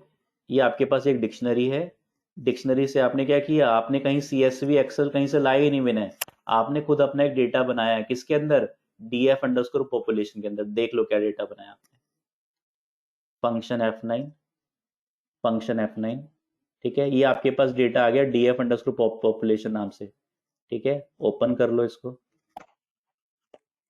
ओपन कर लो इसको, ठीक है। ये डेटा आपके पास है विनय, ठीक है, कहीं से उठा के नहीं लाए हो आप, आपने खुद बनाया है अभी अभी ये डेटा। पहले एक डिक्शनरी बनाई है, उससे एक डेटा फ्रेम रेडी किया, उस डेटा फ्रेम का नाम क्या है, उस डेटा फ्रेम का नाम है डी अंडरस्कोर पॉपुलेशन। अब आप क्या चाहते हो, आपने डेटा मेहनत करके बनाया है, आप इसको कहीं परमानेंटली सेव करना चाहते हो।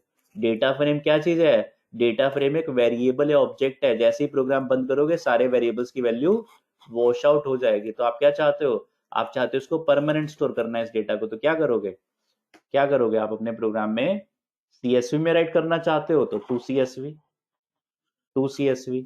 ठीक है। DF अंडरस्कोर पॉपुलेशन नाम से आपके पास एक डेटा फ्रेम है, उस डेटा फ्रेम का डेटा आप राइट करना चाहते हो डी ड्राइव में, सेटपा फोल्डर में, DA के अंदर माई डेटा डॉट CSV नाम से, माई डेटा या माई पॉपुलेशन डेटा डॉट CSV नाम से आप राइट करना चाहते हो। तो आपके पास किसी डेटा फ्रेम का डेटा CSV में राइट करना है, तो टू CSV फंक्शन है, आपको पाथ देना है, वहां पे डेटा जाके राइट हो जाएगा। देख लो फंक्शन F9।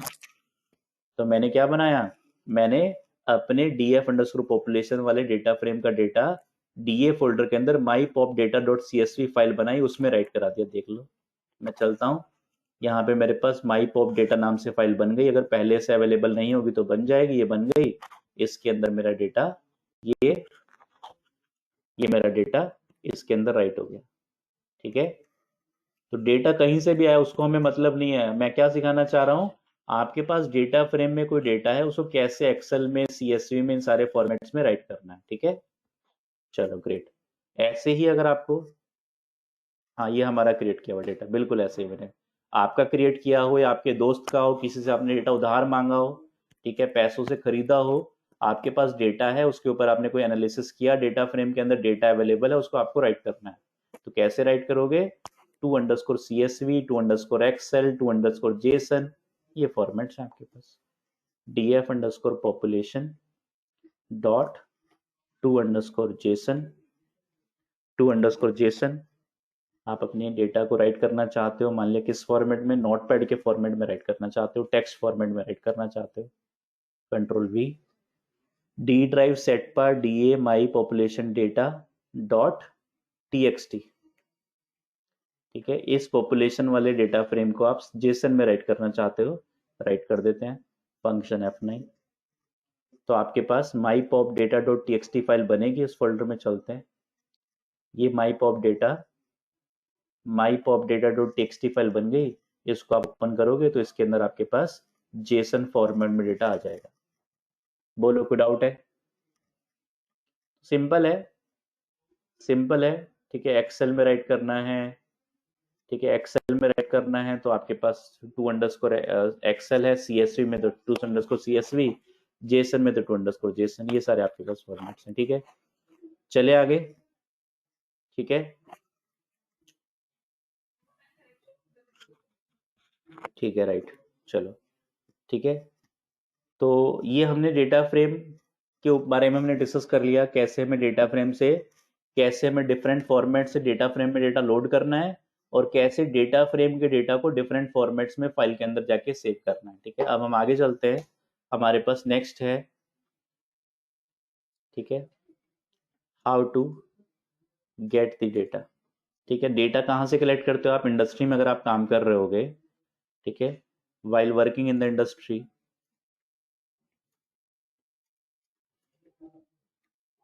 ठीक है, generally you will analyze company internal data, ठीक है, which may be in CSV, Excel और SQL depending upon the data size, या JSON आपके पास क्या होगा, कंपनी का इंटरनल डेटा होगा, कंपनी आपको प्रोवाइड करेगी और आप उस डेटा पे कोई ना कोई एनालिसिस करोगे।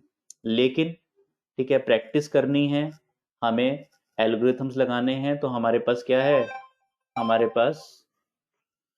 पास क्या है, वी हैव, एक मिनट आप लोग होल्ड करना प्लीज।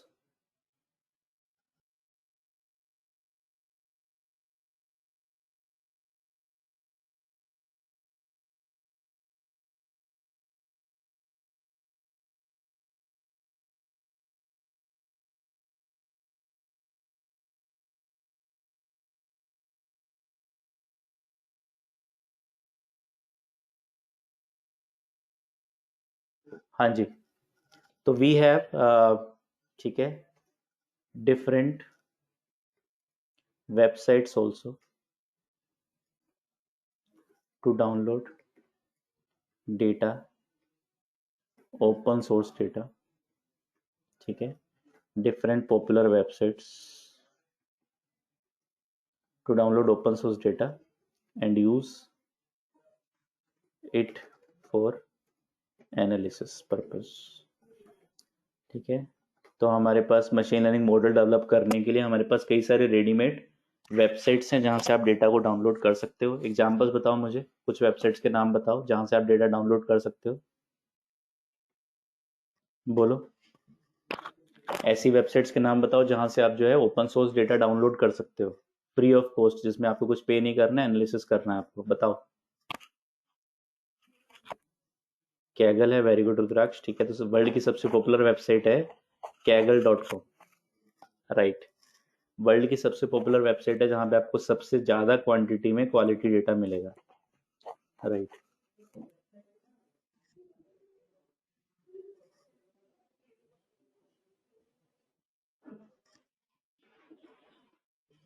हाँ जी, तो हमारे पास वेबसाइट्स हैं, कैगल है, ठीक है, कैगल वेबसाइट है, हमारे पास यूसीआई रिपोजिटरी है, यूसीआई इसको हम बोलते हैं यूसीआई मशीन लर्निंग रिपोजिटरी,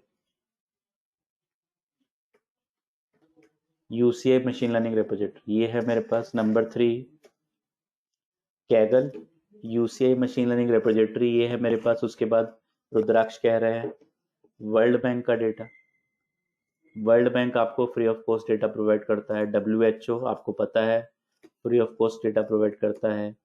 हमारे पास data.gov ये वेबसाइट है, यूएस की open source data, US government की वेबसाइट है, प्रोवाइडिंग ओपन सोर्स डेटा, ठीक है।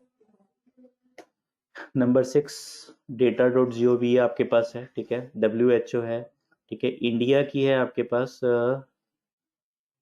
ठीक है, इंडिया की आपके पास वेबसाइट है data.gov.in, ठीक है, इंडियन गवर्नमेंट का डेटा आपको यहाँ मिल जाएगा, ओपन सोर्स डेटा। तो इंडियन गवर्नमेंट क्या करती है, आपके पास जो भी, ठीक है, आपकी इंडिया की पॉपुलेशन की काउंटिंग हो रही है, सेंसस बन रहे हैं हमारे पास, या हमारे पास कोई नई प्लानिंग आई, कोई नई स्कीम आई, तो गवर्नमेंट क्या करती है, गवर्नमेंट के पास कंडीशन होती है इंडिया में कि उसको सारा डेटा ओपन करना होता है, तो आपका वेबसाइट पे पब्लिश करती है। कहाँ मिल जाता है आपको सारा डेटा? data.gov.in, इस वेबसाइट पे आपको सारा डेटा मिल जाता है। तो ऐसे आपके पास मल्टीपल ऑप्शंस हैं डेटा को डाउनलोड करने के लिए, लेकिन कैगल पे काम करना तो आपको आना ही चाहिए। कैगल पे आपका अपना अकाउंट होना चाहिए और आपको अपने रिज्यूमे में मेंशन भी करना है। कैगल के ऊपर आप जो है पाइथन की फाइल्स बना के अपलोड भी कर सकते हो। तो जैसे आपके पास गिटहब है, गिटहब पे आपने प्रोजेक्ट्स अपलोड करते हो, विकिपीडिया, वेरी गुड, हाँ जी अभिषेक। तो जैसे आप जो है कैगल पे अपने प्रोजेक्ट्स को अपलोड, गिटहब पे अपने प्रोजेक्ट्स अपलोड करते हो, वैसे आपको कैगल पे भी अपनी कुछ मशीन लर्निंग की या डीए की कुछ एप्लीकेशंस को या फाइल्स को आपको एनालाइज करके अपलोड करना चाहिए, ठीक है। और उसको भी अपने रिज्यूमे में मेंशन करना चाहिए कि मैंने कैगल पे मेरी ये जो है पाइथन की नोटबुक या मेरी पीवाई फाइल अवेलेबल है, इसके अंदर मैंने ये एनालिसिस किया है, ठीक है। तो डेटा का कैसे एनालिसिस करना है वो मैं आपको सिखाऊंगा। तो डेटा एनालिसिस करके आप उस फाइल को कैगल पे अपलोड कर सकते हो और एनीबडी कैन यूज इट, और आप उस लिंक को अपने रिज्यूमे में मेंशन करो कि आप जो है कैगल पे भी एक्टिव कंट्रीब्यूटर हो और आपने कैगल पे ये प्रोजेक्ट बना के इसको आपने पब्लिश किया हुआ है कैगल के ऊपर, ठीक है। तो कैगल की बात कर लेते हैं हम लोग, ठीक है। लाइव डेटा अगर आपको कैगल से डाउनलोड करना है, ठीक है, आप यहाँ पे, या तो आपके पास इवन गूगल का भी डेटा के लिए एक्सप्लोरर होता है। गूगल का अपने अपने डेटा के लिए एक्सप्लोरर है, गूगल डेटा सर्च नाम से। इसको हम तो फिर नई कसम खाली कैगल ठीक है ब्रजेश, ठीक है। तो कम से कम एक एक एक फाइल तो ब्रजेश जरूर अपलोड करनी है आपको, ठीक है। अपना अकाउंट बनाना है कैगल पे और एक फाइल कम से कम जरूर अपलोड करनी है कैगल पे, ठीक है। तो गूगल का अपना डेटा सर्च है, उसके अंदर उसका लिंक मैं आपको देख के बता देता हूँ, research.google.com ऐसा कुछ लिंक है, गूगल डेटा सर्च। आप गूगल पे सर्च करोगे तो ये आपके पास गूगल डेटा सेट रिसर्च नाम से, या सर्च डेटा सेट research.research.google.com। तो इसके अंदर आप केवल डेटा सेट ही सर्च होगा आपका, कोई डेटा सेट आप डालते हो, टाइटैनिक मूवी का डेटा सेट आपने डाला, टाइटैनिक मूवी, ठीक है, ये आपने डाला, तो टाइटैनिक मूवी का डेटा सेट आपको मिल जाएगा कि टाइटैनिक में कितने पैसेंजर्स थे, कौन सरवाइव किए, कौन जो है आपके जो है नहीं सरवाइव किए, आपके पास कौन से के पास कौन सी क्लास की टिकट थी, ए क्लास की, बी क्लास की, इस तरह से आपके पास सारा डेटा आपको मिल जाएगा। Titanic movie characters, most successful movies in France, ठीक है। तो इस तरह से आपको डेटा सेट मिल जाएंगे इस पर्टिकुलर ऑप्शन से भी। इसका मैं पाथ लिख भी देता हूँ आपको, dataset.research.google.com, ये गूगल का अपना एक पेज है जहाँ से आप डेटा सेट को सर्च कर सकते हो। और नॉर्मली भी गूगल डेटा सर्च डालोगे तो पहला लिंक यही आएगा, dataset.research.research.google.com, ठीक है। तो ये सारे आपके पास ऑप्शंस हैं जहां से आप डेटा डाउनलोड कर सकते हो। हम बात कर रहे हैं कैगल की, एक दो यूज करके दिखा दो, हाँ दिखा रहा हूँ बेटा। कैगल की बात कर लेते हैं, कैगल.com में ओपन करता हूँ, कैगल.com ओपन करता हूँ। कैगल पे काम करने जरूर आना चाहिए आपको, ठीक है। इसके अंदर आपको कोई डेटा सर्च करना है, फॉर एग्जांपल मैंने डेटा ले लिया IMDb, ठीक है। इंटरनेट मूवी डेटा सेट ही आपके पास अवेलेबल है, डेटाबेस आपके पास अवेलेबल है। मान लिया मैंने डेटा ले लिया 2006 से लेके 16 तक का डेटा, ठीक है। IMDb आपके पास क्या है, आपके पास, मैं पहले डेटा डाउनलोड करके आपको दिखाता हूँ, ठीक है। तो IMDb data from 2006 to 2016 data, इसके ऊपर आपको बहुत सारे एनालिसिस मिलेंगे इंटरनेट पे, रेडीमेड एनालिसिस मिलेंगे इस डेटा के ऊपर आपको, ठीक है। तो आपने क्लिक किया तो ये IMDb डेटा फ्रॉम 2006 टू 2016 आ गया।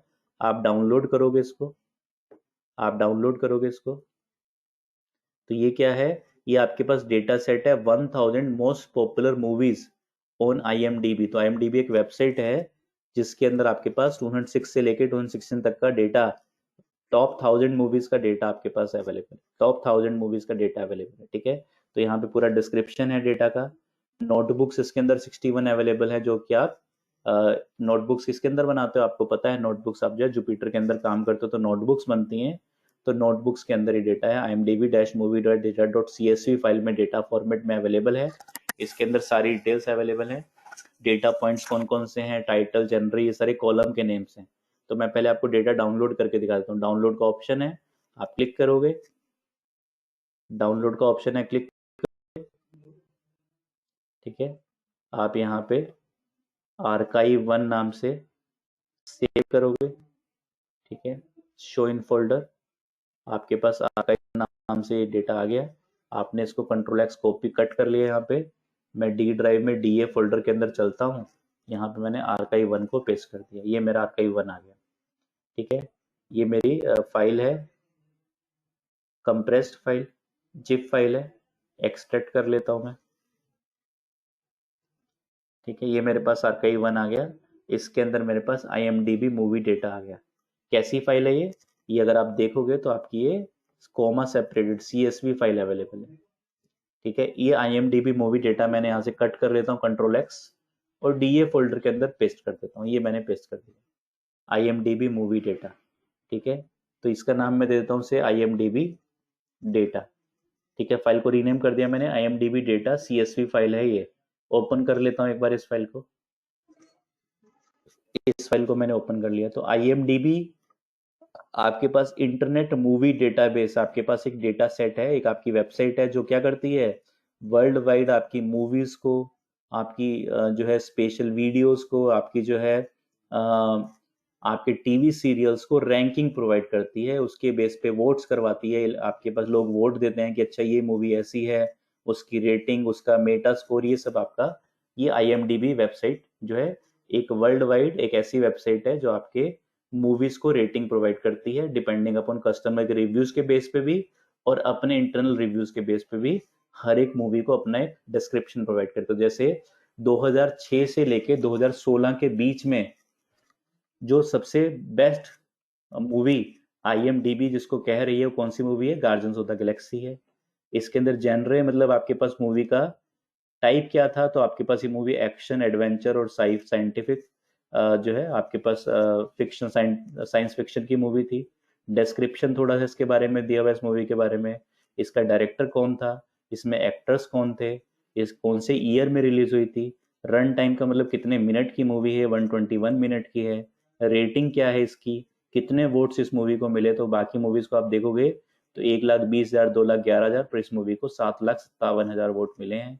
रेवेन्यू कितना अर्न किया इस मूवी ने, $313 मिलियन का यहाँ पे टॉप में मिलियन में रिवेन्यू दिया हुआ है, तो $333 मिलियन डेटा। ठीक है, इसके बाद आपका जो है इसका मेटा स्कोर, इसका मेटा स्कोर, ये मेटा स्कोर आ गया 76। तो इस तरह से आपके पास मेटा स्कोर, ये इंटरनली IMDb का अपना एक स्कोर दिया हुआ है हर एक मूवी को।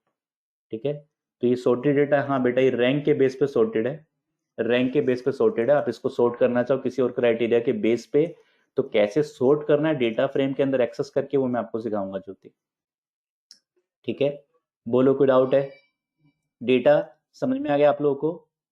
डेटा समझ में आ गया आप लोगों को? डेटा आपने डाउनलोड किया तो आपको डेटा के बारे में एक ब्रीफ आइडिया लेना है कि डेटा रिप्रेजेंट क्या करता है। तो मेरा IMDb एक डेटा है जो मुझे, जिस डेटा को मैंने एक्सेस किया, अब इस डेटा को मुझे क्लीन करना है।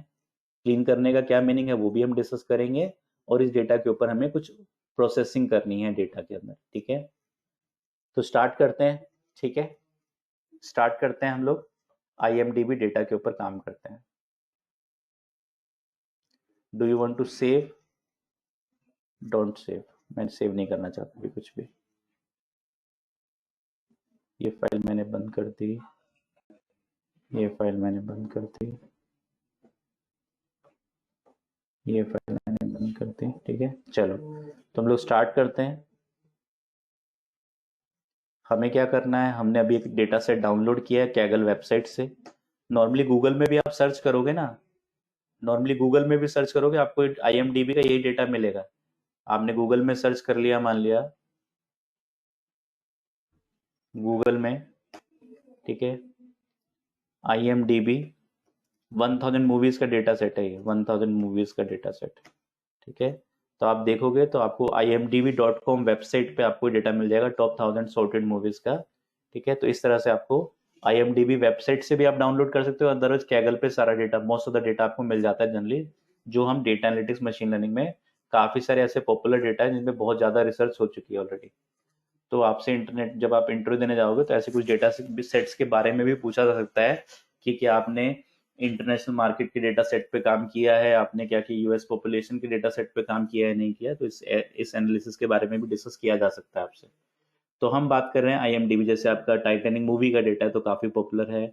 ऐसे ही आपके पास जो है आइरिस फ्लावर है, उसका डेटा सेट काफी पॉपुलर रहता है जिसको हम मशीन लर्निंग के अंदर यूज करते हैं। ठीक है, चलिए तो हम लोग स्टार्ट करते हैं। हमें डेटा हमारे पास आ गया। कहाँ पे रखा है मैंने उसको मैंने डी ड्राइव में सेटपा फोल्डर के अंदर, डीए फोल्डर के अंदर, सेटपा के अंदर, डीए के अंदर ये डेटा मेरा अवेलेबल है। अगर आप चाहते हो कि ये लोकेशन आपकी क्या बन जाए, आपकी जो है होम डायरेक्टरी बन जाए, तो आप इस लोकेशन को कॉपी करके कंट्रोल सी यहाँ पे डायरेक्टली, ठीक है। अभी अभी आपकी करंट डायरेक्टरी क्या है? अभी आपकी करंट डायरेक्टरी है सी ड्राइव में, यूजर्स में, एचपी में, डीए स्पाइडर प्रोजेक्ट्स के अंदर डीए बैच सितंबर 20, ये आपकी करंट डायरेक्टरी है, वर्किंग डायरेक्टरी है, ठीक है। अगर आप इसको चेंज कर देते हो यहाँ पे, ठीक है, अगर आप इसको चेंज कर देते हो यहाँ पे, मैं क्या करता हूँ, यहाँ पे मैं फोल्डर का पाथ दे देता हूँ, सेलेक्ट फोल्डर, ठीक है। तो आपके पास फोल्डर कौन सा आ गया? डी ड्राइव में सेटपा में डीए फोल्डर आपकी करंट डायरेक्टरी बन गई। तो अब अगर आप इस करंट डायरेक्टरी को मेंशन कर देते हो यहाँ पे स्पाइडर के अंदर, तो आपको फिर पूरा पाथ देने की रिक्वायरमेंट नहीं है। आप जो भी फाइल दोगे अपने प्रोग्राम में, वो कहाँ सर्च होगी? इस करंट डायरेक्टरी के अंदर ही सर्च होगी। तो मैंने यहाँ पे क्या किया, यहाँ पे मैंने मेंशन कर दिया, ठीक है। मैंने क्या किया, df अंडरस्कोर मूवीज नाम से मैंने डेटा फ्रेम बनाया। पीडी, अब मुझे पता है डेटा फ्रेम किस फॉर्मेट में है, सीएसवी फॉर्मेट में, रीड अंडरस्कोर सीएसवी। और मेरे पास फाइल का नाम क्या है, मेरे पास डी ड्राइव में सेटपा फोल्डर के अंदर, डीए के अंदर, अगर आप यहाँ पे देखोगे, ठीक है, फाइल्स नाम से एक ऑप्शन आ रहा है, तो यहाँ पे आपको सारी फाइल्स दिख जाएंगी। ये फाइल्स कौन सी दिखा रहा है? ये फाइल्स आपकी दिखा रहा है इस फोल्डर के अंदर कौन कौन सी फाइल्स अवेलेबल है। तो इसके अंदर एक फाइल है आपकी imdb data.csv file, imdb data.csv file. तो आप यहाँ पे अपने प्रोग्राम में, मैं पहले वेरिएबल एक्सप्लोरर को क्लियर कर देता हूँ एक बार, बहुत ये अब हम एक नए डेटा पे काम कर रहे हैं, पीछे वाला वेरिएबल एक्सप्लोरर मैं क्लियर कर रहा हूँ, मैंने क्लियर कर देता हूँ, ठीक है, ये मैंने क्लियर कर दिया, सॉरी, हाँ जी, ठीक है। वेरिएबल एक्सप्लोरर क्लियर हो गया मेरा। तो मुझे पांडास को दोबारा से इंपोर्ट करना होगा, इंपोर्ट पांडास एसपीडी। यहाँ पे मैंने क्या दे दिया, यहाँ पे मैंने दे दिया imdb data, imdb data dot csv, ये मेरे पास फाइल है। मैं इसको एक डेटा फ्रेम के अंदर लोड कर रहा हूँ, इस csv फाइल को देख लो। फंक्शन F9 मैंने रन किया, name PD is not defined, pandas को रन कर लेते हैं, फंक्शन F9। मेरे पास ये df अंडरस्कोर मूवीज नाम से डेटा फ्रेम रेडी हो गया। इस डेटा फ्रेम के अंदर क्या साइज है इसका? इसके अंदर 1000 रोज हैं और 12 कॉलम्स हैं। 1000 रोज 12 कॉलम्स अवेलेबल हैं। देखना चाहते हो देख लो, ये लो, इस पर डबल क्लिक करके ओपन कर लो। ये आपके पास रैंक आ रही है, ये टाइटल है, ये जनर है, ठीक है। इस तरह से आपके पास जो है डिस्क्रिप्शन है मूवी का, डायरेक्टर, एक्टर्स, ईयर्स, ये सारा डेटा आपके पास आ गया, ठीक है। तो pd.read_csv से आप क्या करते हो, आपके पास कोई csv फाइल है उसको रीड करते हो। बोलो, अब समझ में आ गया आपको? विनय, अब भी कोई कंफ्यूजन है? विनय, अब भी कोई कंफ्यूजन है?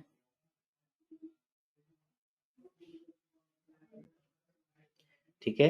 तो रीड अंडरस्कोर सीएसवी फंक्शन है आपके सीएसवी डेटा को, जो आपका अपना है या दोस्त से मांगा हुआ डेटा है या इंटरनेट से डाउनलोड किया हुआ डेटा है, इसकी विजुअलाइजेशन है। यही क्वालिटी है बेटा, इसलिए मैं स्पाइडर ज्यादा प्रेफर करता हूँ, ठीक है, क्योंकि इसका वेरिएबल एक्सप्लोरर बड़ा सुंदर है। हाँ जी, ठीक है। तो रीड अंडरस्कोर सीएसवी, ठीक है, इसकी भी एक क्वालिटी है। आप जब इस डेटा को देखते हो, ठीक है, इस डेटा की भी क्वालिटी है। जब आप इस डेटा को देखते हो तो आपके पास यहाँ रैंक दिखा रहा है, पहले 1 2 3 4 ये रैंक है। अगर आप नीचे जाओगे, ठीक है, तो आप देखोगे क्या कि रैंक का कलर चेंज हो रहा है। ऊपर किस कलर की रैंक थी? ऊपर रेड कलर में रैंक आ रही थी। नीचे जाओगे तो आपका कलर ब्लू होता जाएगा, देखो, नीचे जाओगे तो कलर ब्लू हो रहा है। तो आपके पास ये क्या रिप्रेजेंट कर रहा है, ये वेरिएबल एक्सप्लोरर रिप्रेजेंट कर रहा है कि आपके पास, ठीक है, हीट मैप का एक कॉन्सेप्ट होता है। हीट मैप अपने एक मैप का स्टाइल होता है, ठीक है।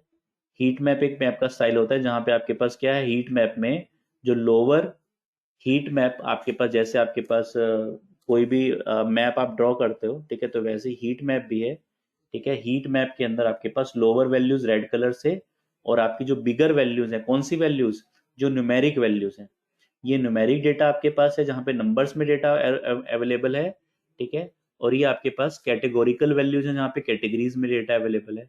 तो यहाँ पे जब आप डेटा की बात करते हो तो आपके पास यहाँ पे डेटा, जहाँ न्यूमेरिकल डेटा है वहां पे आपका लोअर वैल्यू, अगर नंबर 1 क्या है, स्मॉलेस्ट नंबर है, 2 स्मॉलर नंबर है, 3 स्मॉलर नंबर है, तो लोअर वैल्यूज आपकी रेड कलर से और बिगर वैल्यूज आपकी ब्लू कलर से रिप्रेजेंट होती हैं। अगर आप इवन कोई दूसरा भी देखोगे, अगर आप कोई दूसरी वैल्यू भी देखोगे, देख लो आगे, आगे देख लो, तो देखो यहाँ पे क्या है, 2014 बड़ा है 2012 से, तो ये ब्लू की इसकी शेड ज्यादा ब्लू, डार्कर ब्लू है, यहाँ पे ज्यादा डार्क ब्लू है, लेकिन यहाँ पे 2012 क्या छोटी वैल्यू है, 2014 से 16 से तो ये आपका रेड की तरफ मूव हो रहा है डेटा। ठीक है, तो जो वैल्यू आपकी 2006 के आसपास होगी तो बिल्कुल ही रेड होगा वो डेटा। देखो ये 2007 है तो ये रेड है, तो ये इसका ये हीट मैप का कॉन्सेप्ट है, जो आपका स्पाइडर का वेरिएबल एक्सप्लोरर आपको डेटा को शो करता है। कौन से डेटा को? न्यूमेरिकल डेटा को। जो कैटेगोरिकल डेटा है आपका, न्यूमेरिकल नहीं है, ऐसे डेटा को उसका कोई बैकग्राउंड सेट नहीं करता। बोलो कोई डाउट है? बोलो कोई डाउट है?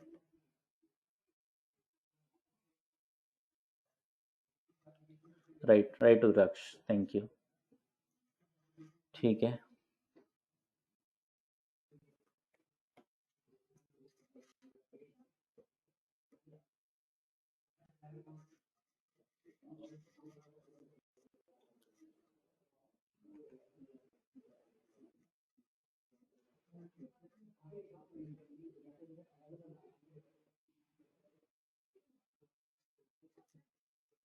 कॉपी पेस्ट तो हो रहा है ज्योति, आप कह रहे हो कॉपी पेस्ट नहीं हो रहा।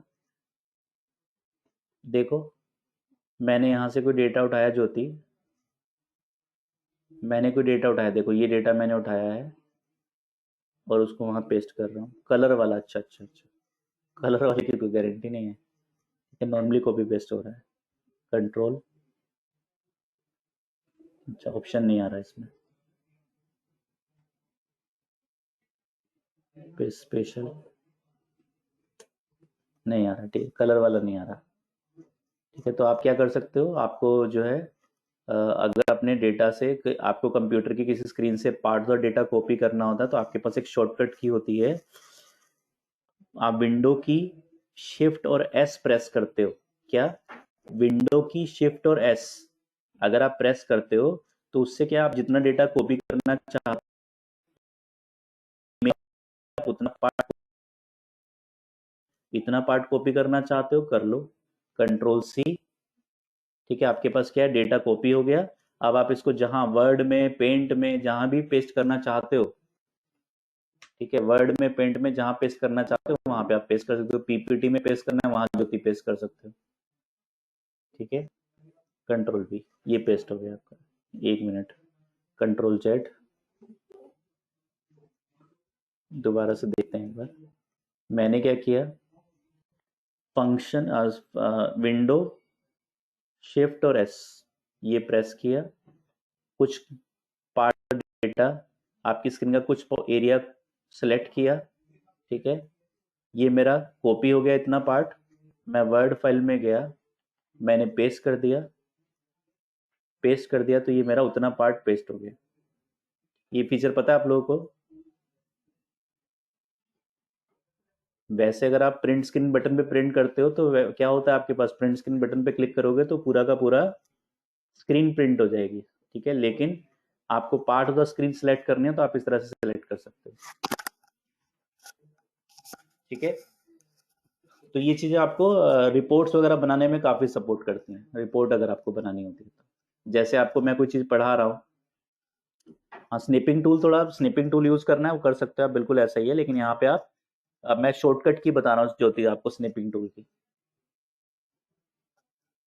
ठीक है, तो हमारे पास क्या है, हमारे पास जो है, हमारे पास क्या है, ठीक है, तो ये हमने डेटा रीड कर लिया, डेटा फ्रेम हमारे पास आ गया, डेटा फ्रेम हमारे पास आ गया, डेटा फ्रेम हमारा रेडी हो गया। अब इसके अंदर मैं क्या चाहता हूं, मैं चाहता हूं कि मेरी जो रैंक वाला कॉलम है, मैं रैंक वाला जो मेरा कॉलम है वो क्या बन जाए, वो मेरा इंडेक्स बन जाए, क्योंकि रैंक मेरे पास क्या, इंडेक्स में जनरली किसको बनाता हूँ, जो मेरा यूनिक डेटा होता है। ठीक है, जो मेरी प्राइमरी की होती है उसको मैं इंडेक्स बनाता हूँ। तो रैंक वाला क्या है, मेरे पास 1000 मूवीज हैं, पहले सबसे पहले 1 वाली रैंक वाली मूवी है, फिर 2 वाली, अप टू 1000 रैंक वाली मूवीज अवेलेबल हैं। तो हर एक मूवी की अपनी एक डिफरेंट रैंक है। तो मैं यहाँ पे या तो जब एक्सेस कर रहा हूँ यहाँ पे या फिर मैं बाद में df underscore movies dot index dot set underscore index, और ब्रैकेट में मैंने क्या पास कर दिया, ब्रैकेट में मैंने रैंक पास कर दिया। तो मेरे पास क्या है, मेरे पास डेटा के अंदर रैंक वाले कॉलम का नाम में आर कैपिटल है, रैंक वाले कॉलम के नाम में आर कैपिटल है। तो मैंने रैंक को पेस्ट कर दिया यहाँ पे, ये मैंने रैंक पास कर दिया। अब अगर मैं देखता हूँ फंक्शन df अंडरस्कोर मूवीज में इसको राइट कर देता हूँ वापस, तो मेरे पास जो ये डेटा फ्रेम बनेगा फंक्शन F9 अब अपडेट हो जाएगा। आप देखोगे तब आपके पास रैंक वाला कॉलम आपका इंडेक्स बन जाएगा, ठीक है। और अगर आपको यहाँ पे सोर्ट करना है तो यहाँ पे भी आप डायरेक्टली सोर्ट कर सकते हो। मैं टाइटल पे क्लिक करूंगा, टाइटल के बेस पे सोर्टिंग हो जाएगी। अगर मैं, ठीक है, डिस्क्रिप्शन पे क्लिक करूंगा तो डिस्क्रिप्शन के बेस पे सोर्टिंग हो जाएगी। तो ये सोर्टिंग हो गई मेरी, ठीक है, राइट। तो हमारे पास ये डेटा फ्रेम बन गया, ठीक है। अब मुझे क्या करना है, मुझे अब इस डेटा के ऊपर कुछ ना कुछ एनालिसिस स्टार्ट करने हैं। जब एनालिसिस कर लूंगा तो फिर मैं वापस जो है डेटा के ऊपर मुझे कोई ऑपरेशन परफॉर्म करने हैं, और वापस मैं डेटा को राइट कर दूंगा अपने डेटा फ्रेम के अंदर, वापस डेटा को राइट कर दूंगा डेटा फ्रेम के अंदर। तो ये डेटा फ्रेम में है, उसको मैं किसी ना किसी CSV एक्सेल फाइल में राइट कर दूंगा, ठीक है। तो इसके लिए मैंने डेटा तो एक्सेस कर लिया। एक्सेस करने के बाद जनरली यहाँ पे क्या है, आपको जब आप स्पाइडर पे काम कर रहे हो तो आपके पास एक वेरिएबल एक्सप्लोरर है। इस वेरिएबल एक्सप्लोरर पे डबल क्लिक करके आप डेटा के बारे में, डेटा की इंफॉर्मेशन आप रिट्रीव कर पा रहे हो कि डेटा के अंदर एग्जैक्टली क्या फीचर्स अवेलेबल हैं। लेकिन अगर आप अपने प्रोग्राम में चाहते हो, आप किसी दूसरे सॉफ्टवेयर पे काम कर रहे हो, आपको क्या करना है, आप अगर इस df अंडरस्कोर मूवीज को पेस्ट करोगे तो क्या होगा, 1000 रोज और 11 कॉलम्स आपके पेस्ट हो जाएंगे। पहले आपके 12 कॉलम्स थे, अब 11 कॉलम्स रह गए, ठीक है।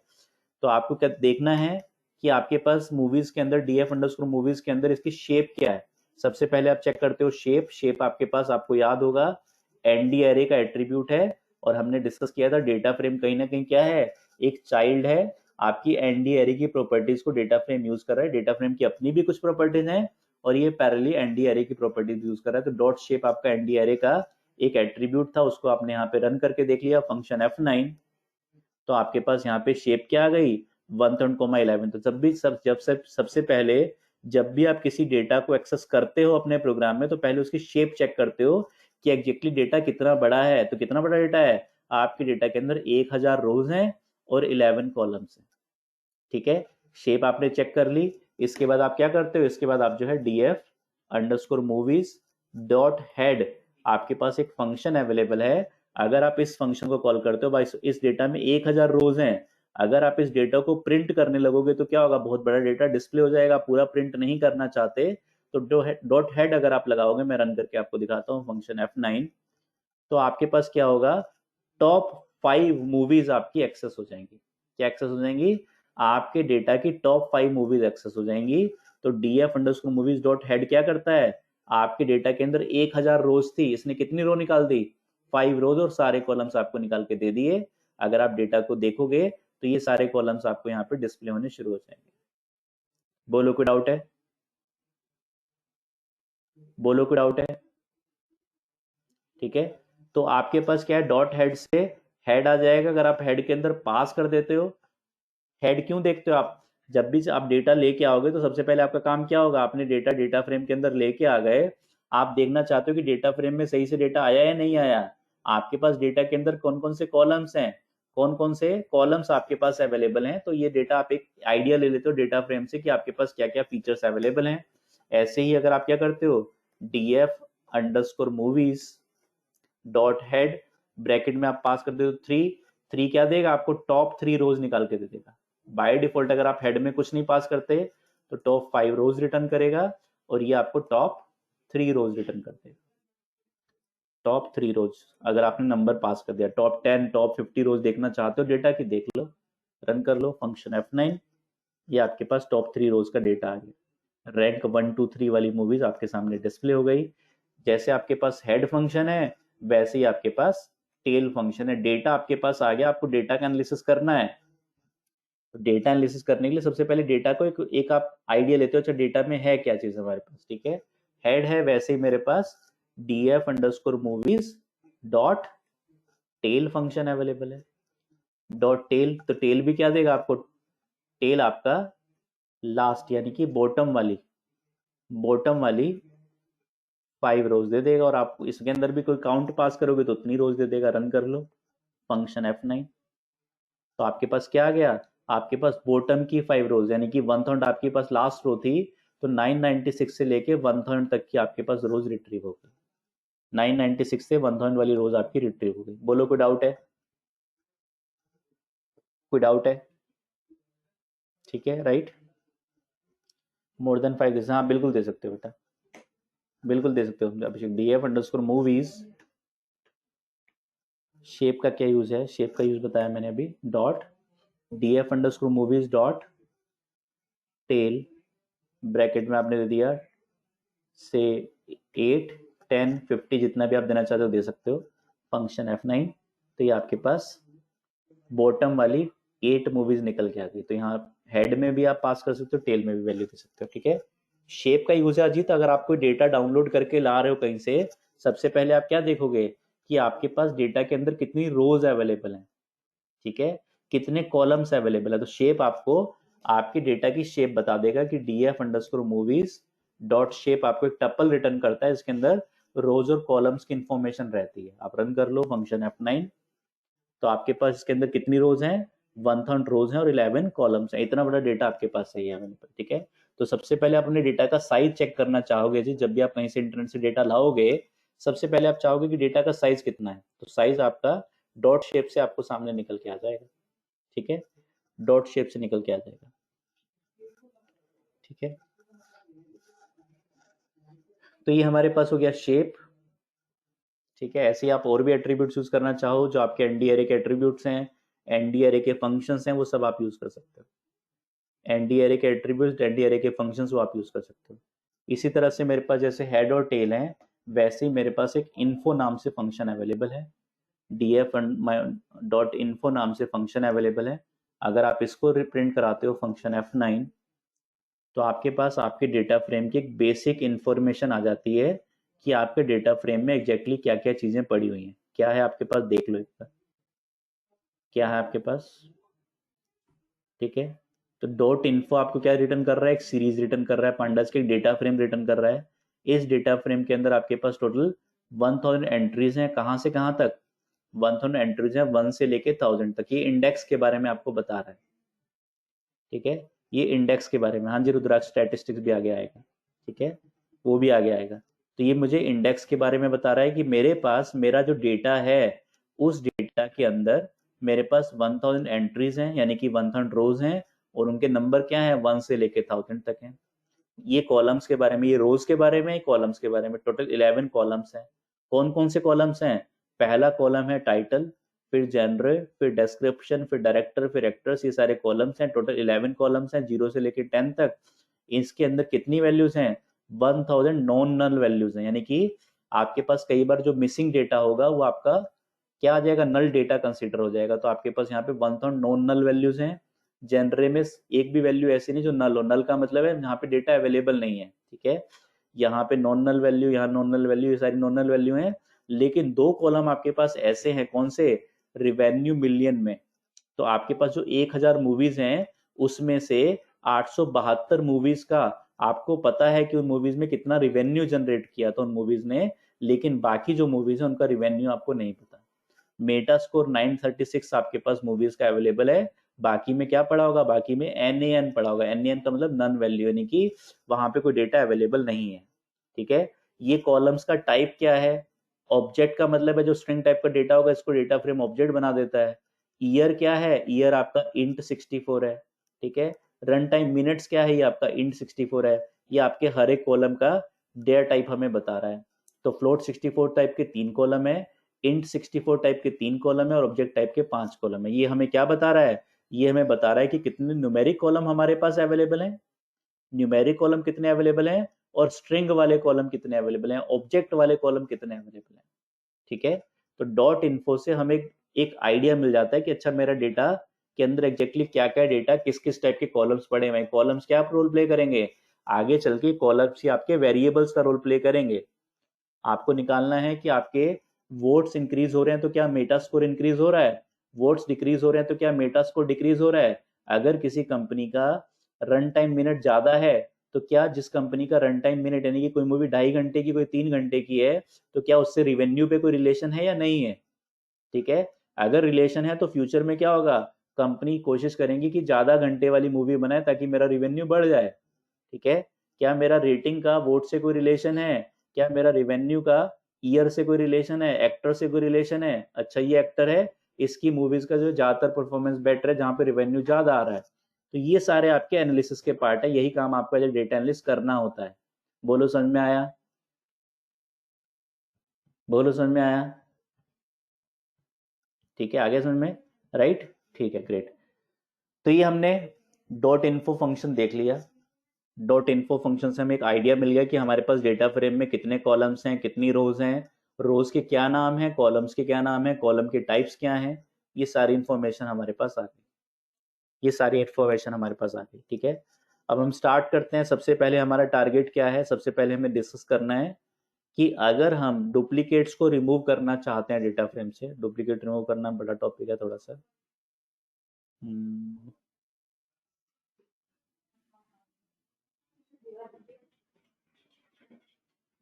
चलो स्टार्ट करते हैं। ठीक है, डुप्लीकेट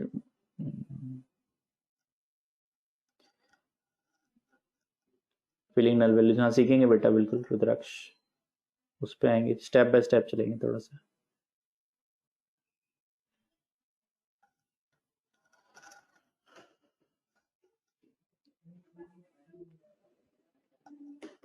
ठीक है, तो अगर हमें डुप्लीकेट वैल्यूज को डिलीट करना है, डिलीट करना है डेटा में से, डेटा फ्रेम में से, तो कैसे करेंगे। अगर आपको डुप्लीकेट वैल्यूज को डेटा फ्रेम में से डिलीट करना है, आप डेटा उठा के लाए कहीं से, आप किसी सेंसर का डेटा लेके आए, आपने कहीं रिमोट लोकेशन पे सेंसर लगा दिया, उसके अंदर आपका सिम कनेक्टेड, डेटा आपके पास सर्वर पे आ रहा है, उस सेंसर से आईओटी की कोई एप्लीकेशन बनी हुई है और डेटा आपके पास वेब पे आ रहा है। How to find out duplicate values, हाँ जी डिस्कस करते हैं बेटा। ठीक है, तो हमारे पास क्या है, हमारे पास जो है, हमारे पास जो है हमारे पास क्या है, हमारे पास जो है डेटा किसी लोकेशन से आ रहा है, रिमोट लोकेशन से आ रहा है, कहीं से डेटा आ रहा है। लेकिन जब हम डेटा को रिट्रीव कर रहे हैं तो हमारे पास क्या हो रहा है, कई बार क्या होता है कि सेम डेटा आपका रिपीट हो जाता है। तो अगर आपका डेटा सेम डेटा रिपीट हो रहा है तो हमें क्या करना होगा, सबसे पहले हमें डुप्लीकेट वैल्यूज को डिलीट करना होगा अपने डेटा से। पता चला कि मेरे डेटा के अंदर 10,000 रोज हैं लेकिन 9,000 रोज तो डुप्लीकेट पड़ी हुई है। तो मैं क्या करूंगा, डेटा पे एनालिसिस करने के लिए पहले डेटा को स्मॉल, जितना छोटे छोटा डेटा मेरा बन पाएगा उतना बनाने की कोशिश करूंगा। तो मैं डुप्लीकेट वैल्यूज को कैसे डिलीट करता हूँ, उसके लिए मेरे पास क्या है, मेरे पास मान लिया मेरे पास यहाँ पे तो कोई डुप्लीकेट रो अवेलेबल है नहीं। मैं क्या करता हूँ, पहले डेटा के अंदर, मैं डेटा के अंदर डेटा फ्रेम को ही अपेंड कर देता हूँ। मैं डेटा के अंदर डेटा फ्रेम को ही अपेंड कर देता हूँ। मैंने क्या किया, df_temp एक डेटा फ्रेम बनाया। इसके अंदर मैंने क्या किया, df_movies डॉट अपेंड, मेरे पास एक फंक्शन है, अपेंड मेरे पास एक फंक्शन है। इसके अंदर मैंने क्या पास कर दिया, इसके अंदर मैंने df_movies ही पास कर दिया। यानी कि एक डेटा फ्रेम के अंदर मैं एक दूसरा डेटा फ्रेम अपेंड कर रहा हूँ, एक डेटा फ्रेम के अंदर दूसरा डेटा फ्रेम में अपेंड कर रहा हूँ। ठीक है, अपेंड कर देते हैं। और मैं क्या बना रहा हूँ, मैं एक df_temp बना रहा हूँ। तो बताओ मुझे df_temp में कितनी रोज बनेगी, df_temp में कितनी रोज होंगी,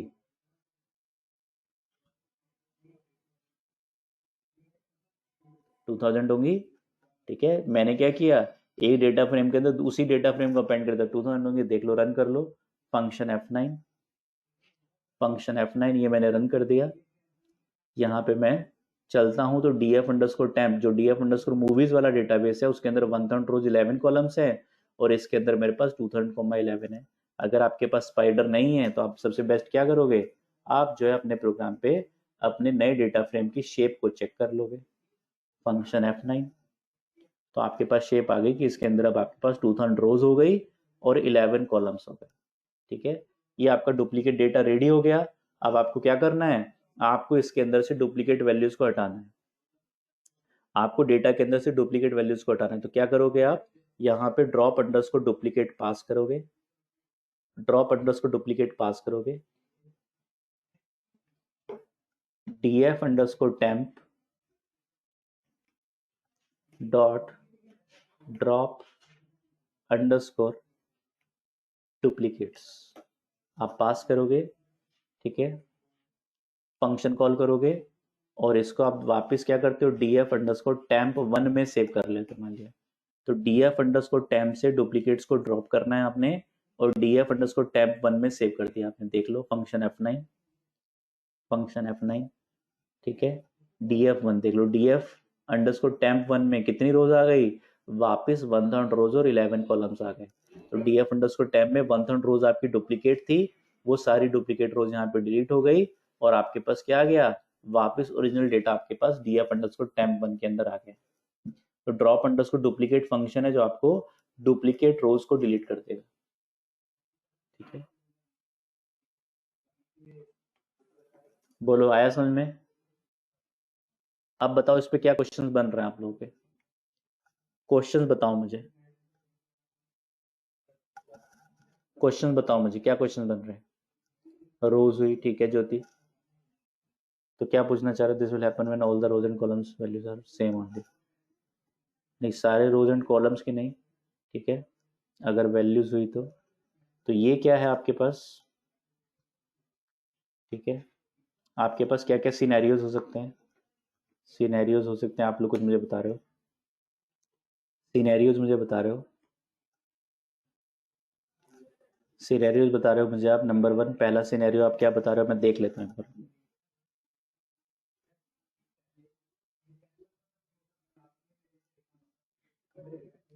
अजीत सॉर्टिंग आगे पढ़ाऊंगा बेटा मैं, ठीक है।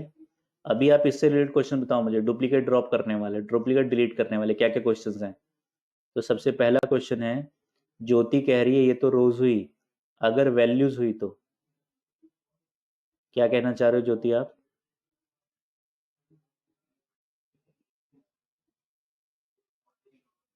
रुद्राक्ष, this will happen when all the rows and columns values are same only, ठीक है।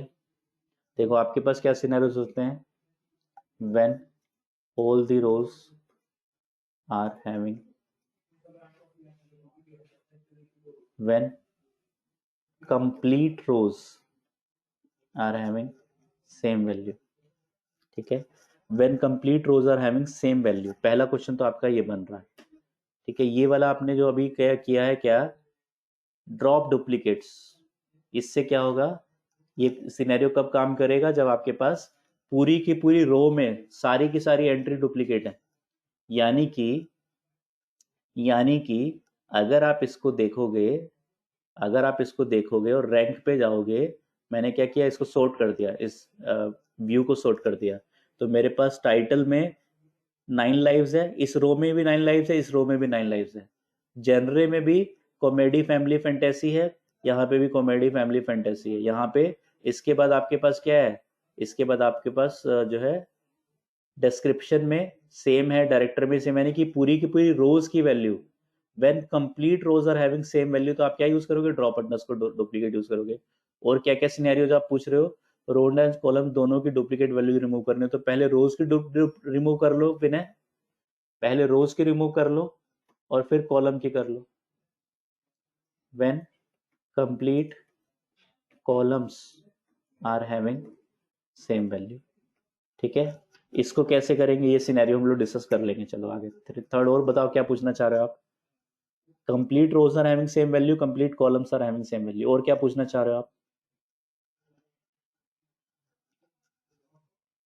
बोलो। डुप्लीकेट डेटा इन बिटवीन, हाँ जी, क्लास रिकॉर्ड नहीं हो रही है रुद्राक्ष, एक्चुअली कुछ प्रॉब्लम आ रही है मेरे सिस्टम में, तो मेरे सिस्टम पे रिकॉर्डिंग चल रही है, ठीक है रुद्राक्ष, क्लाउड पे नहीं जा रही है,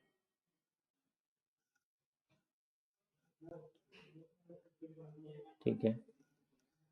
डुप्लीकेट डेटा इन बिटवीन, मुझे क्या करना है, to delete complete rows based on some particular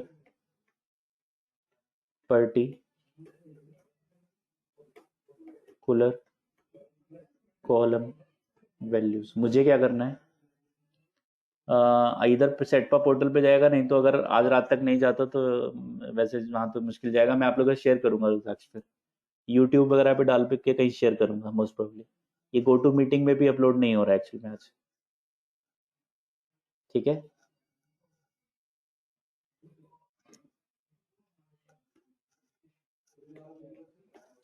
पीछे मैंने आपसे गो टू मीटिंग वाला शेयर किया था, पर ये गो टू मीटिंग में नहीं हो रहा। To delete complete rows based on some particular column values, मुझे क्या करना है, क्या मीनिंग है मेरा। मान लिया मेरे पास डेटा है, और मेरे पास डेटा में क्या है, कुछ मूवीज ऐसी हैं जिनकी रैंक सेम है, केवल रैंक सेम, या कुछ मूवीज ऐसी हैं जिनका टाइटल सेम है लेकिन जेनर और बाकी डिटेल्स अलग हैं।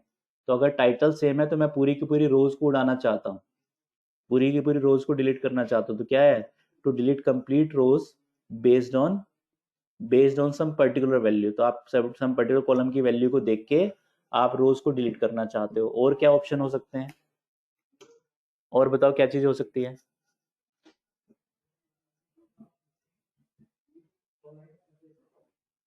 ठीक है, तो आप लोगों ने पहले क्वेश्चन पूछा था, याद मुझे याद आ रहा है शायद, to delete rows having duplicate index, किसी ने पूछा था ये क्वेश्चन। ठीक है, आपको ऐसी रोज को डिलीट करना है जिनके इंडेक्स डुप्लीकेट है। ठीक है, तो इस तरह से आपके पास अलग अलग सिनेरियो बन सकते हैं। सिनेरियोज मैं डिस्कस करूंगा कल, हम लोग स्टार्ट करेंगे लेक्चर को, कैसे आपको डुप्लीकेट्स को ड्रॉप करना है, और ड्रॉप डुप्लीकेट्स के अंदर आपके पास क्या क्या अलग अलग टाइप के आर्गूमेंट्स आ सकते हैं। ठीक है, तो कल मैं डिस्कस करूंगा इस टॉपिक को, आगे कंटिन्यू करेंगे हम लोग। कल हम लोग मिलते हैं सेम टाइम पे। Right Jyoti, thank you. हाँ जी अभिषेक पूछो।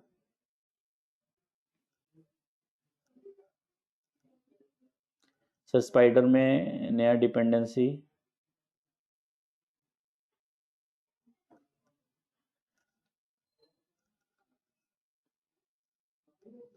क्या पूछना चाह रहे हो। चलो अभिषेक कल डिस्कस कर लेना।